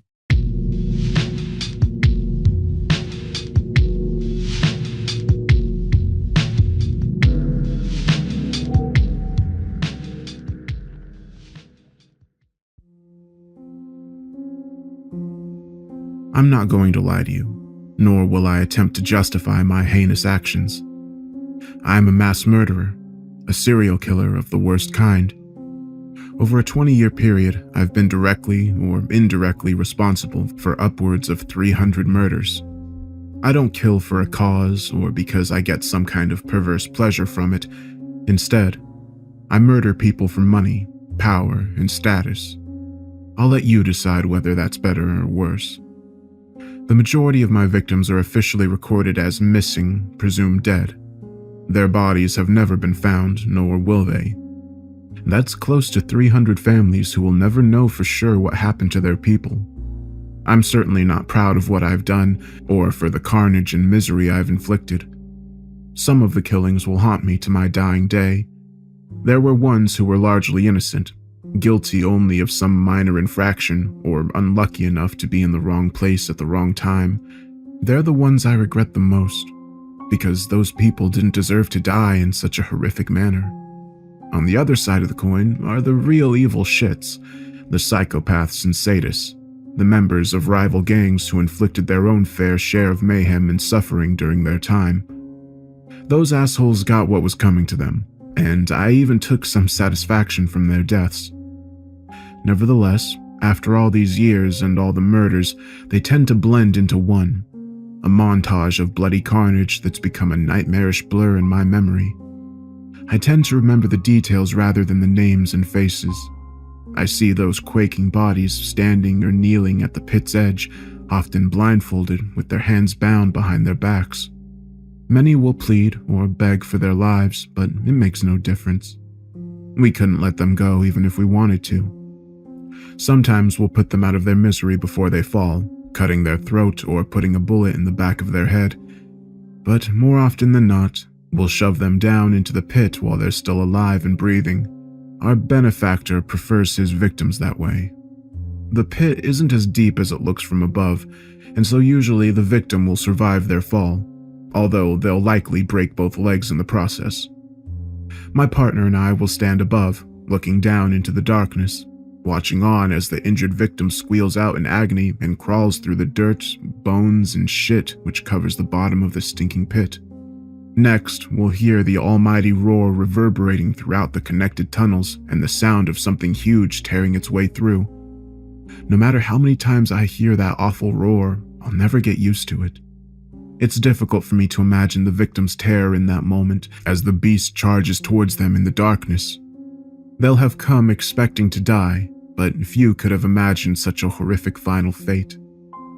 The attack is usually over fairly quickly, a violent blur of viscera, the victim having never stood a chance. As I walk away from the bloodied scene, I feel some satisfaction that the ritual has been completed, and our criminal fraternity will enjoy continued good fortune and victories until the next sacrifice is due. No doubt you're confused and more than a little bit troubled at this point, so let me start at the beginning. I grew up on the wrong side of the tracks, so to speak. Born and raised in one of the poorest and most crime-ridden districts in a city of sin. My father wasn't around, and my mother was an addict, so, in the absence of any adult supervision or positive role models, I was raised by the streets, learning to live by my wits and my fists. By my early teens, I'd built up a reputation as being a tough kid in the neighborhood, but I also had street smarts and was always able to make a quick buck. I operated as a cat burglar, breaking into homes and such, before I graduated to armed robbery. The cops never caught me, but my criminal exploits did gain the attention of the local mafia family. I made the potentially lethal mistake of robbing a liquor store that was paying protection to the mob. The local wise guys weren't happy with me, but my case came to the attention of a rising star in the family called Carl Guzman. Carl was still in his early 20s back then, but he already was notorious, his name known throughout the city's criminal underworld. He carried out his first hit in his teens and was regarded as one of the most ruthless and efficient assassins in the city. Carl's boss was an up-and-coming gangster called Angelo, a one-time low-level trickster and con-man who'd risen through the ranks due to a combination of skill, ruthlessness, and sheer force of will. With Carl as his right-hand man, Angelo would ultimately eliminate all of his gangland rivals and escape any legal attention to become the most powerful gangster in the city, ruling a vast criminal empire incorporating drugs, prostitution, illegal gambling, loan sharking, protection rackets, hits for hire, and just about everything in between. But all that lay in the future. Back then, I knew little about Angelo and Carl other than their reputations for violence. Now, I was a tough kid, but when I got called up in front of Carl Guzman for my indiscretions, I'll admit I almost shit my pants. I'll never forget that fateful night when I was driven out to an abandoned parking lot close to the docks and brought in front of Carl. He was a handsome and charismatic man, immaculately turned out in an Armani suit, his dark hair slicked back and short beard perfectly groomed. I remember his dark eyes looking down upon me, intelligent but also predatory eyes.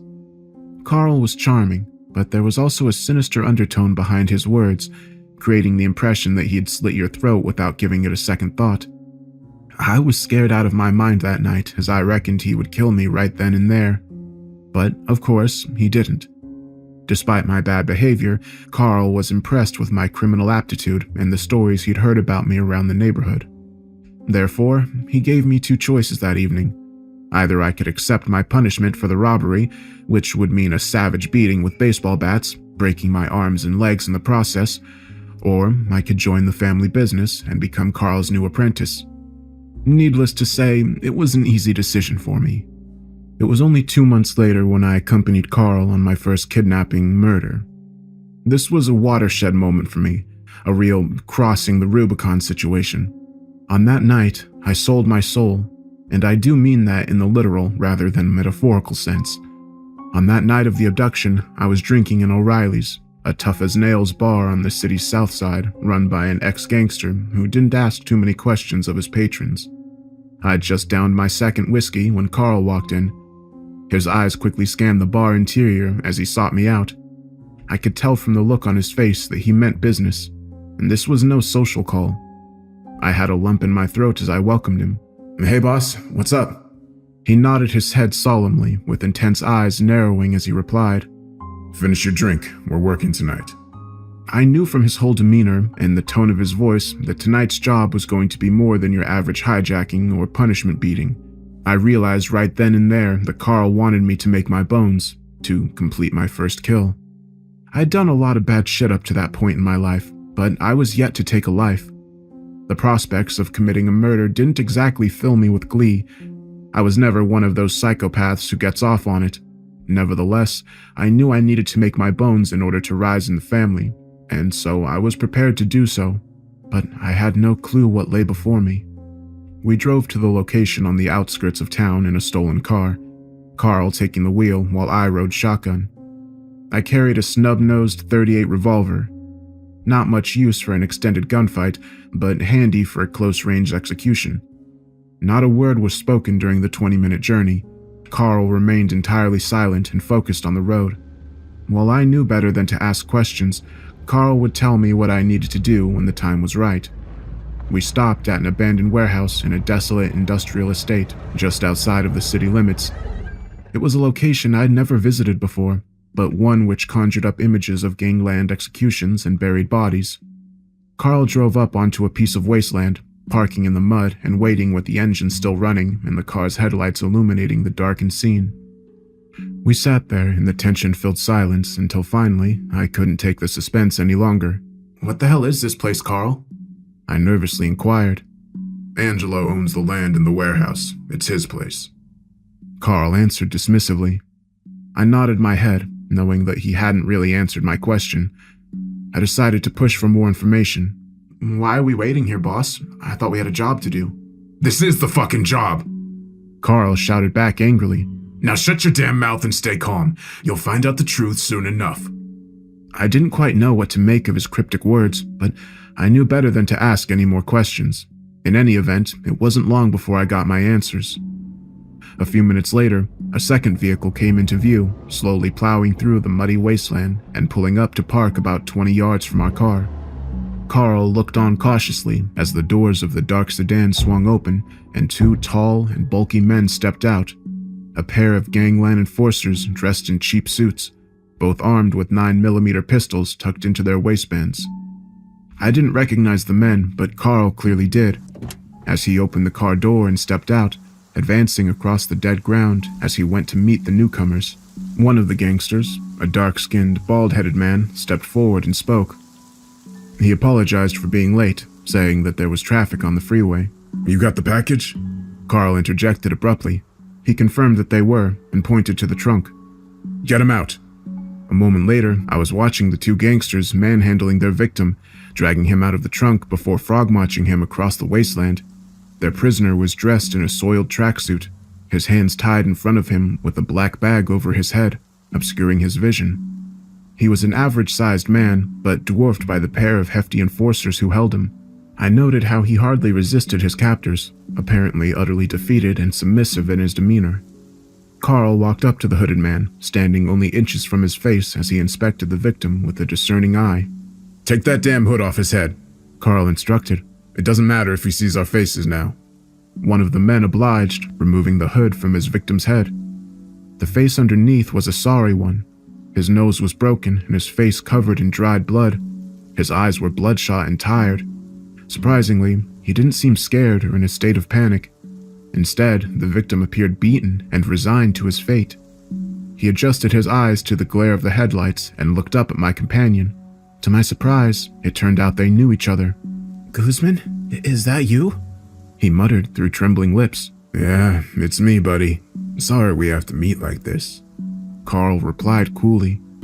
The condemned man surprised me again by shrugging his shoulders dismissively. "I fucked up," he replied simply. "Yeah, you did. Is there any way out of here for me? Any chance of a pass?" Carl shook his head in the negative. "You can't do it, old buddy. You know what happens when you steal from Angelo. There's no way back." "What about my body?" The man interjected. Could you get it back to my family so they can give me a proper burial? Can't do that either, man. Carl replied with a hint of guilt now evident in his voice. It's out of my hands. You know that. But we'll get word to your people. Let them know you're not coming home. I saw the condemned man's face contort and tears well up in his eyes. He took a deep breath before saying, Fuck it. Let's get it over with. Carl took hold of the bound man, dismissing the two thugs while doing so. We watched as they drove off, and then Carl directed us towards the waiting warehouse as we led our victim on a solemn death march. It's fair to say I was feeling pretty disturbed at this point. In the years which followed, I became hardened to death and violence, and how the man meekly accepted his fate. This almost made things worse. I knew Carl was watching me closely and evaluating my performance. My whole future in the criminal underworld hinged on how I carried myself over the next few minutes, and I was determined not to mess it up. Carl made me hold the condemned man while he unlocked the door, leading us inside of the warehouse. The interior of the building was almost entirely bare, albeit illuminated by a portable lamp linked up to a generator. In the middle of the concrete floor was a gaping, open hole in the ground, about 20 by 20 meters across. I was puzzled and more than a little concerned. Initially, I assumed the pit was some sort of mass grave. That would have been bad enough, but the truth was far worse. We dragged our victim forwards, right to the edge of the pit. I remember his whole body was shaking uncontrollably, and he couldn't stand without support. The stench by the pit was pretty horrific, a foul combination of rotting flesh and what smelt like animal waste, the same as you'd get in a zoo. I was uneasy, but also morbidly curious, peering over the edge, but seeing only darkness. You don't want to get too close, Carl warned. By this stage, our victim was down on his knees by the pit's edge, muttering a quiet prayer through his trembling lips. I pulled out my piece, preparing to fire, but something stopped me from doing so. Suddenly, I heard a sound emanating from the dark bottom of the pit, faint at first, but quickly growing louder. I jumped when I heard the animalistic growl for the first time, quickly followed by an almighty roar which filled the space. A moment later, what sounded like a huge beast as big as a rhino came storming into the pit. The ground was shaking due to its immense size and strength. I couldn't get a good look at the monster, only seeing a dark shape circling the bottom of the pit. I looked to the quaking victim before me, seeing him whimpering in a terror as a stream of urine poured down his trouser leg. What the hell is down there? I yelled, shouting to be heard above the creature's growls. Shoot him and kick the body down there, Carl ordered loudly. I shook my head in confusion. I don't understand. Shoot him in the head, Carl screamed. I raised my revolver, holding the barrel against the back of his head. I paused before firing, not wanting to pull the trigger, but I realized that killing him would be a mercy compared to what lay below. I closed my eyes and fired, feeling the kickback as my victim's head exploded. His limp body fell forward, dropping over the edge. I heard the poor bastard's corpse hit the bottom with a dull thud. A moment later, the beast grabbed hold of him with its mighty jaws, biting down on flesh and bone while producing a sickening crack.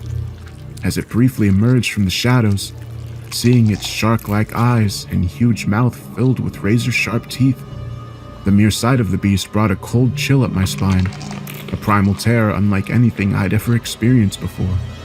A moment later, the beast dragged the corpse back into the shadows and started to devour his flesh in a sickening display. I walked away from the pit in disgust, feeling like I was about to be physically sick. Carl gave me a moment to compose myself before he walked over, slapped me on the back, and spoke. You did good, kid. The first time is always the hardest. Now, let's get the hell out of here. I don't recall much about our drive back to the city.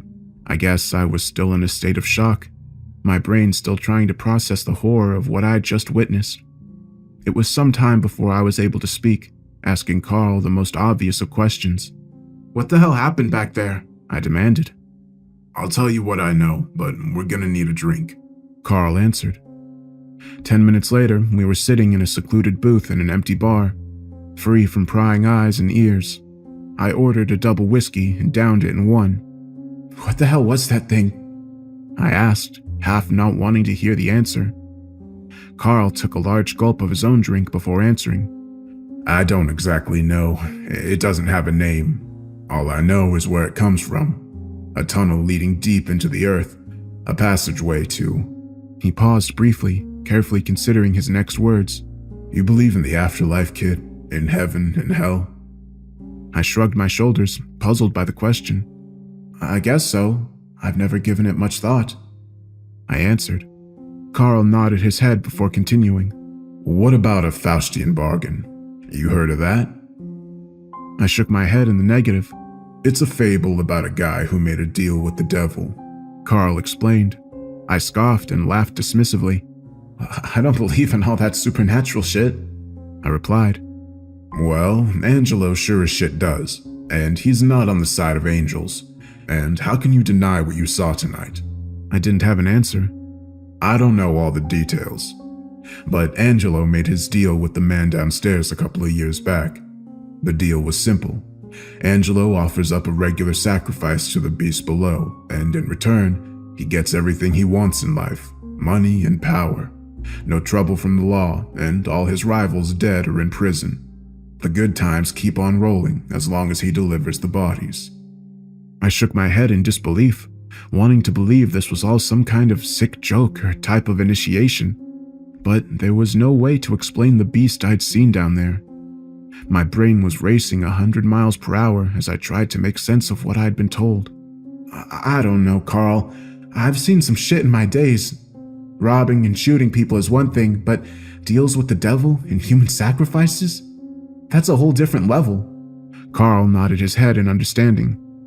I get it, man. I felt the same first time I saw that monster and learned the truth. But look at it this way. As Angelo grows more powerful, we benefit too. A few more years and our crew will be running this town, and if the devil reneges on the deal, Angelo will be the one to pay the price. It's a win-win. So, what do you say, kid? You want to make it to the big leagues? I know I should have walked away right there and then, but what can I say? I'm not a good guy, and the promises of power and wealth were just too tempting. So I said yes, and my life changed forever. Carl was right, up to a point at least. It did get easier over time. We carried out a lot of sacrifices in those early days, and it was around that time when Angelo went to war with the biggest crime family in the city, and the streets ran red with blood. Our boss was ultimately victorious, no doubt due to the deal he'd made with the man downstairs, but it was a long and bloody gangland conflict, and our hit squad was kept very busy. I can't recall how many men we killed during that gang war. The faces and names tend to blur after a time. We weren't able to sacrifice all of our victims to the beast. Many we shot dead in the streets, but where possible, we kidnapped our rivals and brought them to the warehouse. This wasn't always an easy task. Some of the men we took were real tough bastards who fought fiercely, but almost without exception, our victims would shit themselves when they got to the pit and they heard the beast's terrifying roar. Now, these guys were nasty. Gangsters, drug dealers, pimps, and killers for hire. They were the worst of the worst, and I really didn't feel bad about serving them up as human sacrifices. Those bastards would have happily tortured and murdered us if the tables were turned. I'd shown mercy to my first victim, shooting him dead before letting his body fall into the pit. The beast preferred his meals breathing, so we pushed most of our victims down while they were still alive, hearing the crack of bones when they hit the bottom, and relishing their cries of terror as the beast devoured them.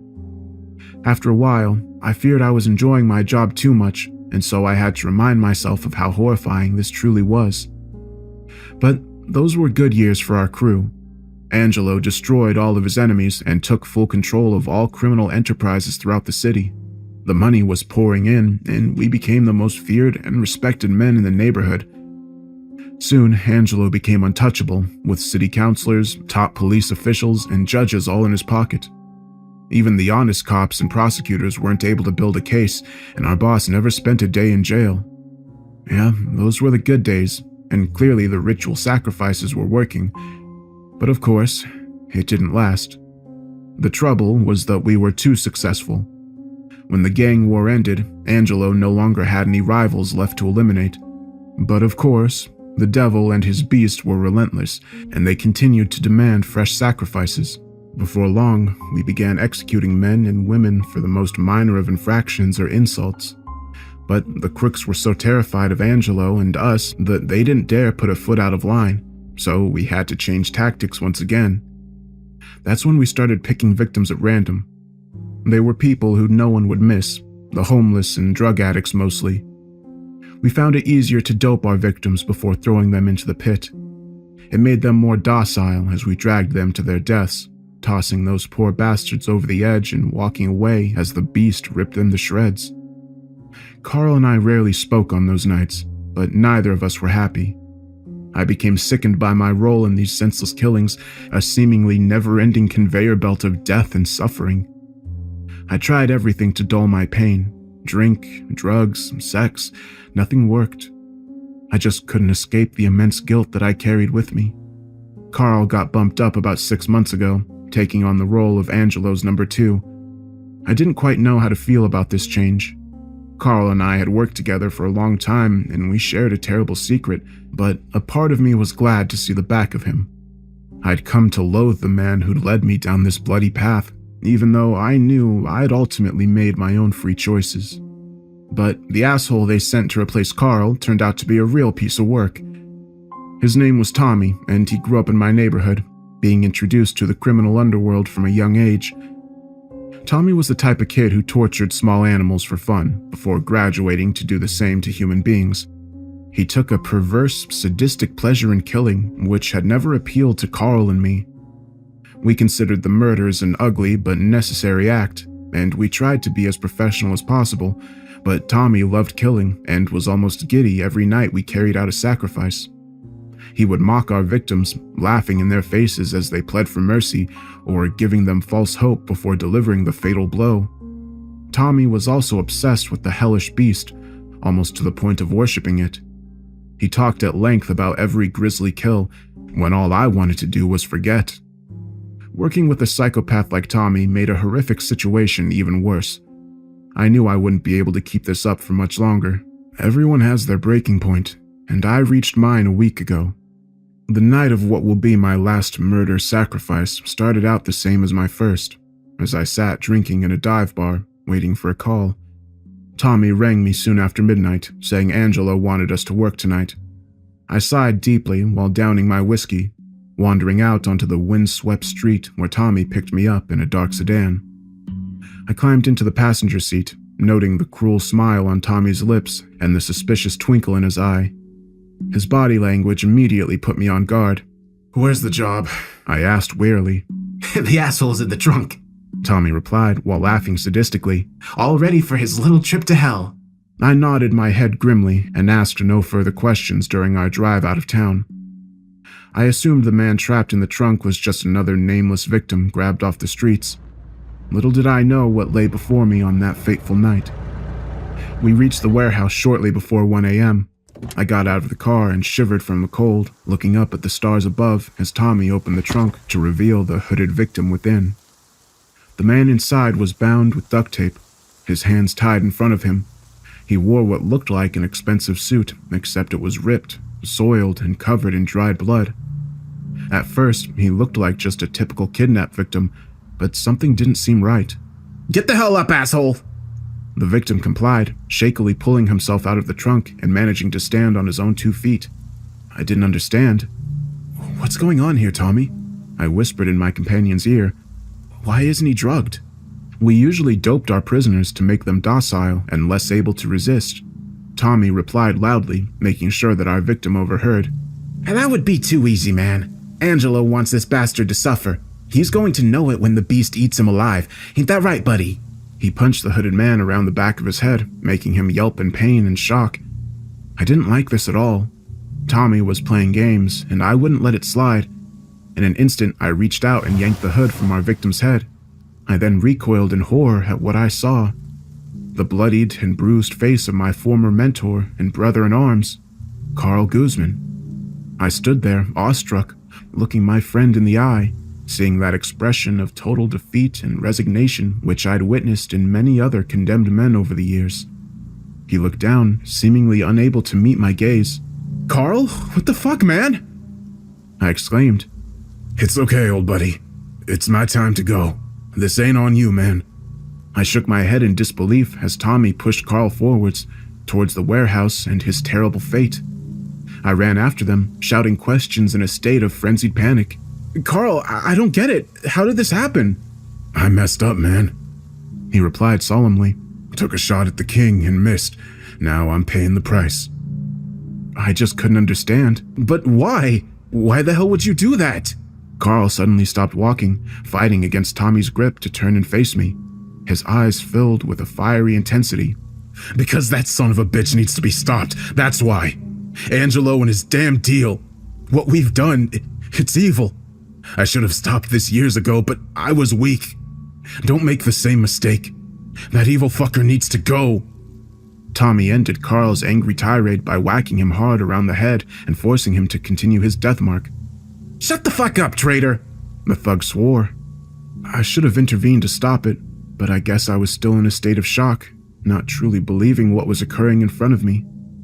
But Tommy knew exactly what he was doing as he forced the helpless Carl inside the warehouse and frog-marched him toward the waiting pit.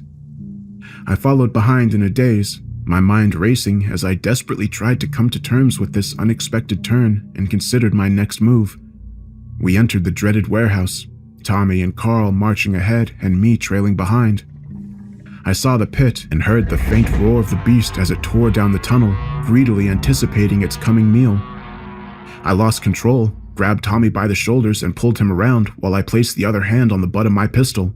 "What the fuck are you doing?" Tommy spat angrily, his dark eyes full of fury. "We're not doing this!" I exclaimed with determination. I was sure it would come to blows, but Carl intervened. "It's okay, old buddy," he said calmly, speaking directly to me whilst maintaining eye contact. "It's my time. I have this coming." "But, Carl," I whimpered, already losing faith in my cause. "But nothing. It's over for me. There's no sense in you dying too." "Listen to your friend here," Tommy interjected, shooting me a twisted smile as he did so. I was paralyzed, unable to act or intervene as Carl marched towards his terrible fate. I didn't understand it. Carl knew what was down there better than anyone. How could he accept such an awful death so meekly? I looked on as Carl kneeled by the side of the pit, replicating the stance of our first victim all those years ago. Meanwhile, the beast came charging into the pit, its dark shadow circling in eager anticipation, whilst emitting a low animalistic growl. It'd been a long time since it'd been so excited about a sacrifice.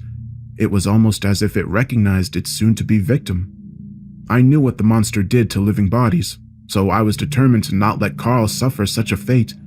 After all, he had been my friend once upon a time.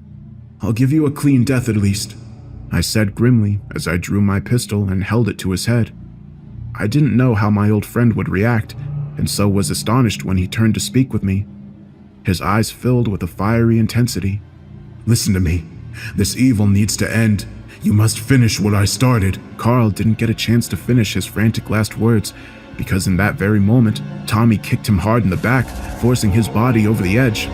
"Adios, asshole! Send us a postcard from hell!" Tommy laughed. I screamed while lurching forward, but it was already too late.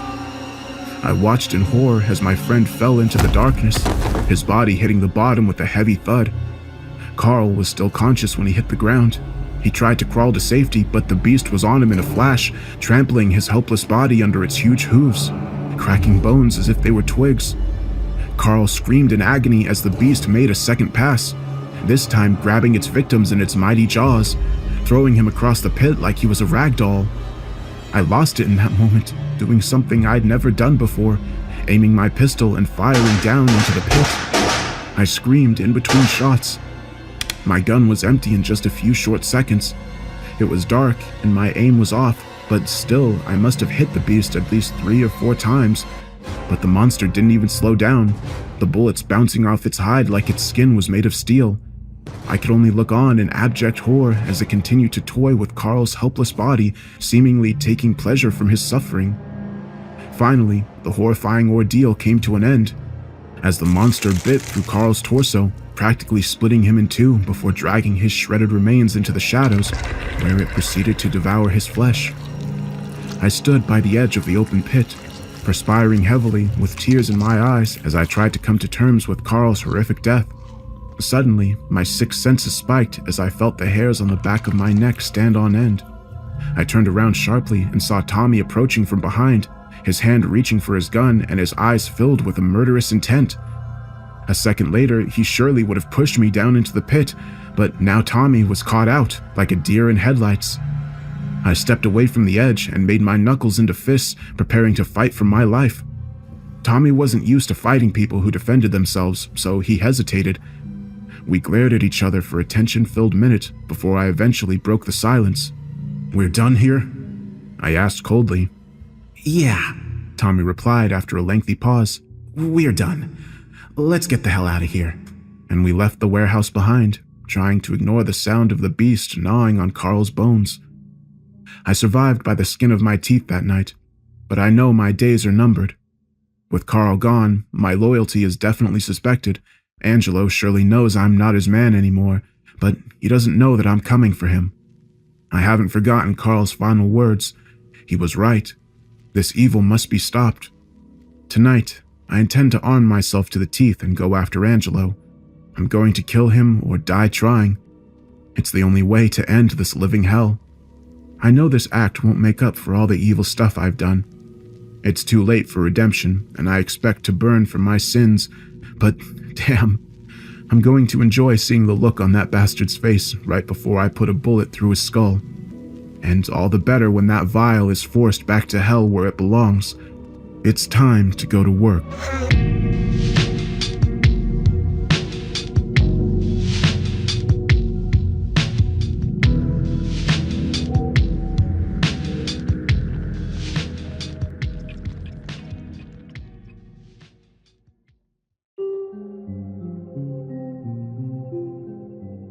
Entry 1, March 19th, 20... Okay, so I'm not sure how legal it is to journal about this, but I'm on site at, I guess we can call it Central Lab 47B. If you think I'm referencing the other place, you're surprisingly mistaken. A lifetime's worth of work to be here has finally paid off, and I didn't even know this place existed until 3 months ago. Though I guess the previous 5 years of prep should have given me an idea that something like this would exist. Still, I don't think 50 years could have prepared me for what I'm helping to support. It's funny, so many times I've questioned if my sacrifices were worth it to be in a place like this.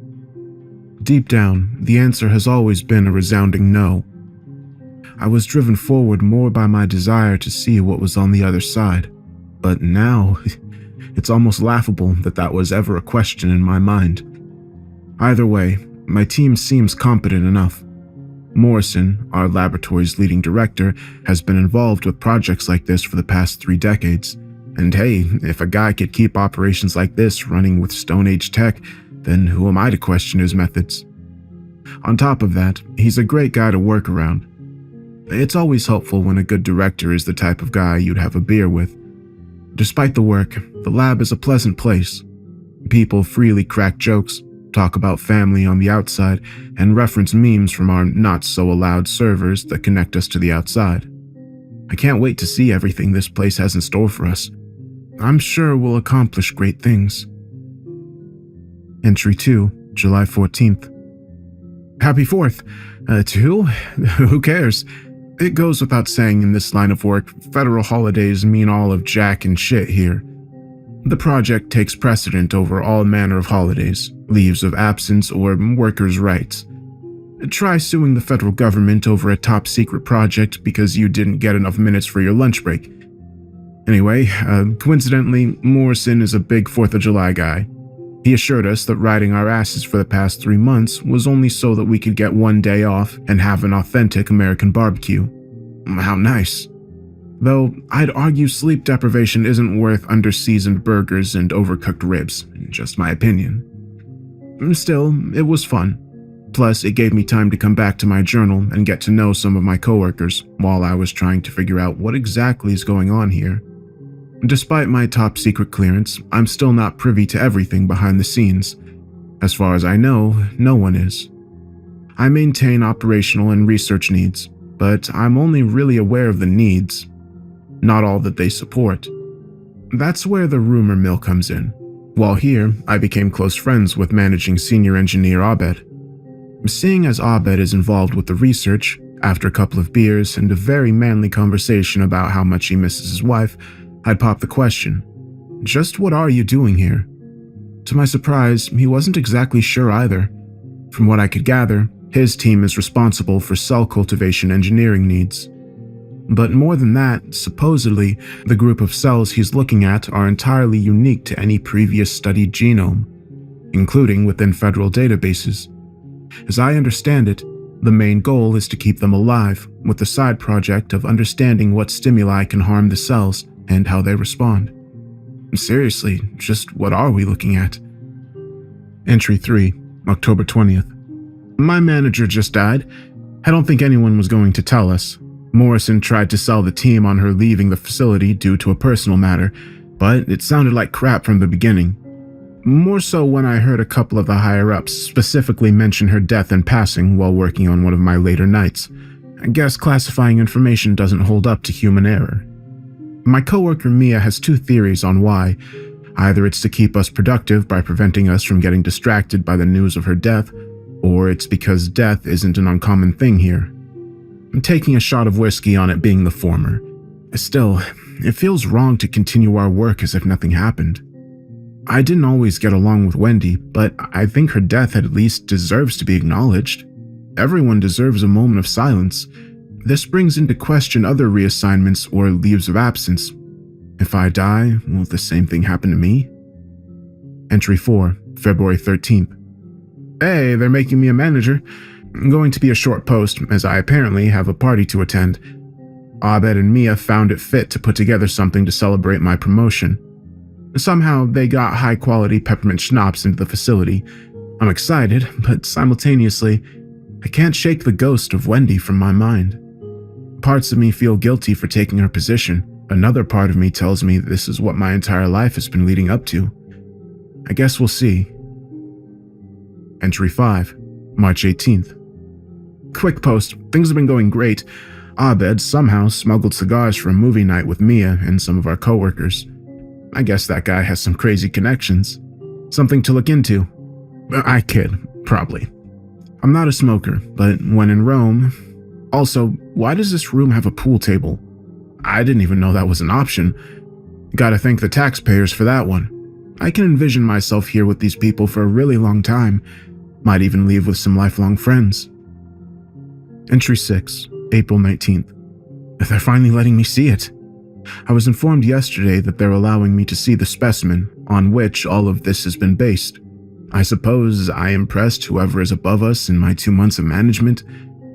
Operational support is running as smoothly as ever in my short stint. Or maybe this had always been the plan for me? Regardless, it almost feels like a dream. However, per the standard unnecessary cryptic government practices, I'm not allowed to know when I can see it, or, apparently, do anything that shows an unusual level of anticipation, whatever that means. I'll update later. Entry 7, May 28th. I don't fully know how to describe what I'm feeling right now. I can't fully remember if I was driven to a different location or walked somewhere within Central Lab 47B. All I can remember is being injected with something, having a bag placed over my head, and then coming into consciousness in a lab. At the center of a hodgepodge of wiring, tubes, and screens was a large tank. Within it was what looked like a pale amorphous blob. The closest thing I could compare it to was an octopus with large, buggy eyes. Where a normal cephalopod would have a beak, a sizable gelatinous sac was present, from which 2 snail-like stalks would occasionally expand and contract. At the end of each tentacle were flexible digits that tirelessly explored their transparent prison. Intermittently, it flashed brilliant colors. An electronic cadence would sometimes follow, and an iridescent skin flap with tiny, intricate patterns would extend from its cranium. I imagined it was as if it were showing off extra neurons, almost like a display of its intelligence. Noticeably, a significant amount of gray slime seemed to have accumulated at the bottom of its tank. It didn't look like a lifeless mucus, but more like a fungi or slime mold. It would spit these rigid structures from its stalks that would quickly find their way to the tank's edges before disintegrating and settling at the bottom. Supposedly, these would build up and routinely need cleaning, but they were fascinating nonetheless. As I sat there, observing, Morrison was beside me. Given his position, I assumed he'd seen this thing countless times, and even still, he appeared spellbound by the specimen. It was almost as if he was in a trance, and how could I blame him? What we were observing was fascinating, something entirely new for our species. Before I knew it, I was rushed out and debriefed on the situation. It was found in the depths of our ocean, so they say. Apparently, scientists using an unmanned drone caught another one of its kind, giving birth to the creature we have here. Or rather, it gave birth to a lot of eggs, and this is one of the few that survived. The parent was caught later on. After various forms of genetic analysis on top of other tests, the original research team discovered that it contained a very minuscule genetic relation to any known animal on Earth. And even then, it would suggest a very basic shared genetic connection that possibly predates even Luca. That's when the federal government stepped in. Still, all this effort over the identification of an animal? I wish I was naive enough to believe there wasn't much more to what they found. Entry 8, June 29th. There's a weird vibe in the lab lately. What was once a place of passionate folks who were all too happy to have a conversation has turned surprisingly cold. I don't really get it. We're all stuck here together, isolated from the rest of the world. Leaning on each other was the only thing keeping us sane. And now, people kind of keep their heads down. It's throwing me off. Also, there's a strange smell now. I don't know if anyone has picked up on it yet, but I catch whiffs of it occasionally. I'm going to do my best to stay in my room when I don't have to be in the office. Maybe the cleaning crew has been slacking on clearing out the vents. Entry 9, July 5th. We didn't get a 4th of July party this year, though it feels like we've all been working harder now than ever. Morrison actually yelled at a guy today. I didn't know that he had that in him. He always been so even-keeled. I've seen some guys mess up pretty bad in the past, and his first reaction has always been, "It's okay, how can we do better next time?" I feel bad. I mean, it really tore into the poor bastard. Thankfully, Abed and Mia seem to be okay from all of this. Abed's been busier, as research needs have ramped up, but I was able to talk to Mia alone for a bit. She brought up similar concerns, in addition to the fact that, supposedly, the lab is looking to divert funds, resources, and personnel from other wings into research.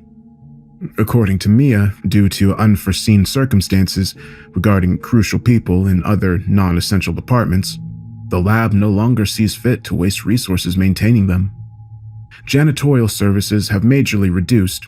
Our human resources department is gone, employee enrichment services are gone, our accounting department has been reduced, and all research on how these cells can apply to modern medicine has been scrapped. All this, among other things. What the hell is happening? The smell is getting worse, by the way. Entry 10, August 21st. I didn't know who to ask about leaving, so I discussed it with someone on Morris's team. I didn't want to go to him directly. He's been scary lately.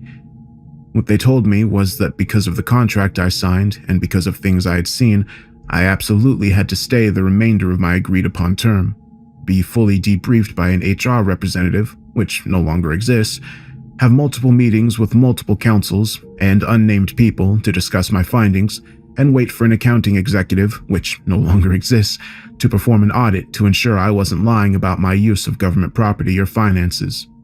I'm also subject to a personal investigation of an unspecified period. Alternatively, I could attempt to breach my contract and be thrown in federal prison. Effectively, I was screwed. I figured I'd vent with Abed over a bottle of whiskey, but he's been unresponsive to my messages. I haven't seen him around the lab. I decided to see what Mia was doing when I came across a disturbing sight. What looked like some sort of mold was staining the lab walls. Not overly so, but enough to where it was hard to walk by without noticing patches of it, most notably around the vents. I mentioned this to a few janitorial staff members, and he told me it was normal. Apparently, it had shown up relatively recently. When they looked into it, they found it wasn't mold. They're still doing tests on it now. Possibly staining from damaged pipes. Either way, he promised to look into it, but I don't have much faith there. When I finally reached Mia's room, she told me she was feeling sick and couldn't talk. Come to think of it, I've been feeling pretty under the weather also. I'm starting to get hot flashes completing this entry, so I guess I'll end it here. I'll take the excuse to watch horror movies and pass out for 12 hours. Entry 11, November 2nd. Morrison got into a fight. Per usual, he was berating a researcher over his findings regarding cell cultivation and the ideal temperature to maintain one of the eggs we had in storage. Apparently, the results weren't good enough. Mind you, we don't know anything about this animal. We're starting from scratch here and performing miracles to keep this thing and its siblings alive, much less routinely finding the absolute best conditions for it. To make a story short, Morrison actually ended up trying to strangle this man. For an older guy, he's surprisingly strong. It took 5 men to pry Morrison off. The guy he attacked had to go to the on-site infirmary. Afterward, everyone kept on like everything was normal. I had to get that out of the way before returning to my last update. So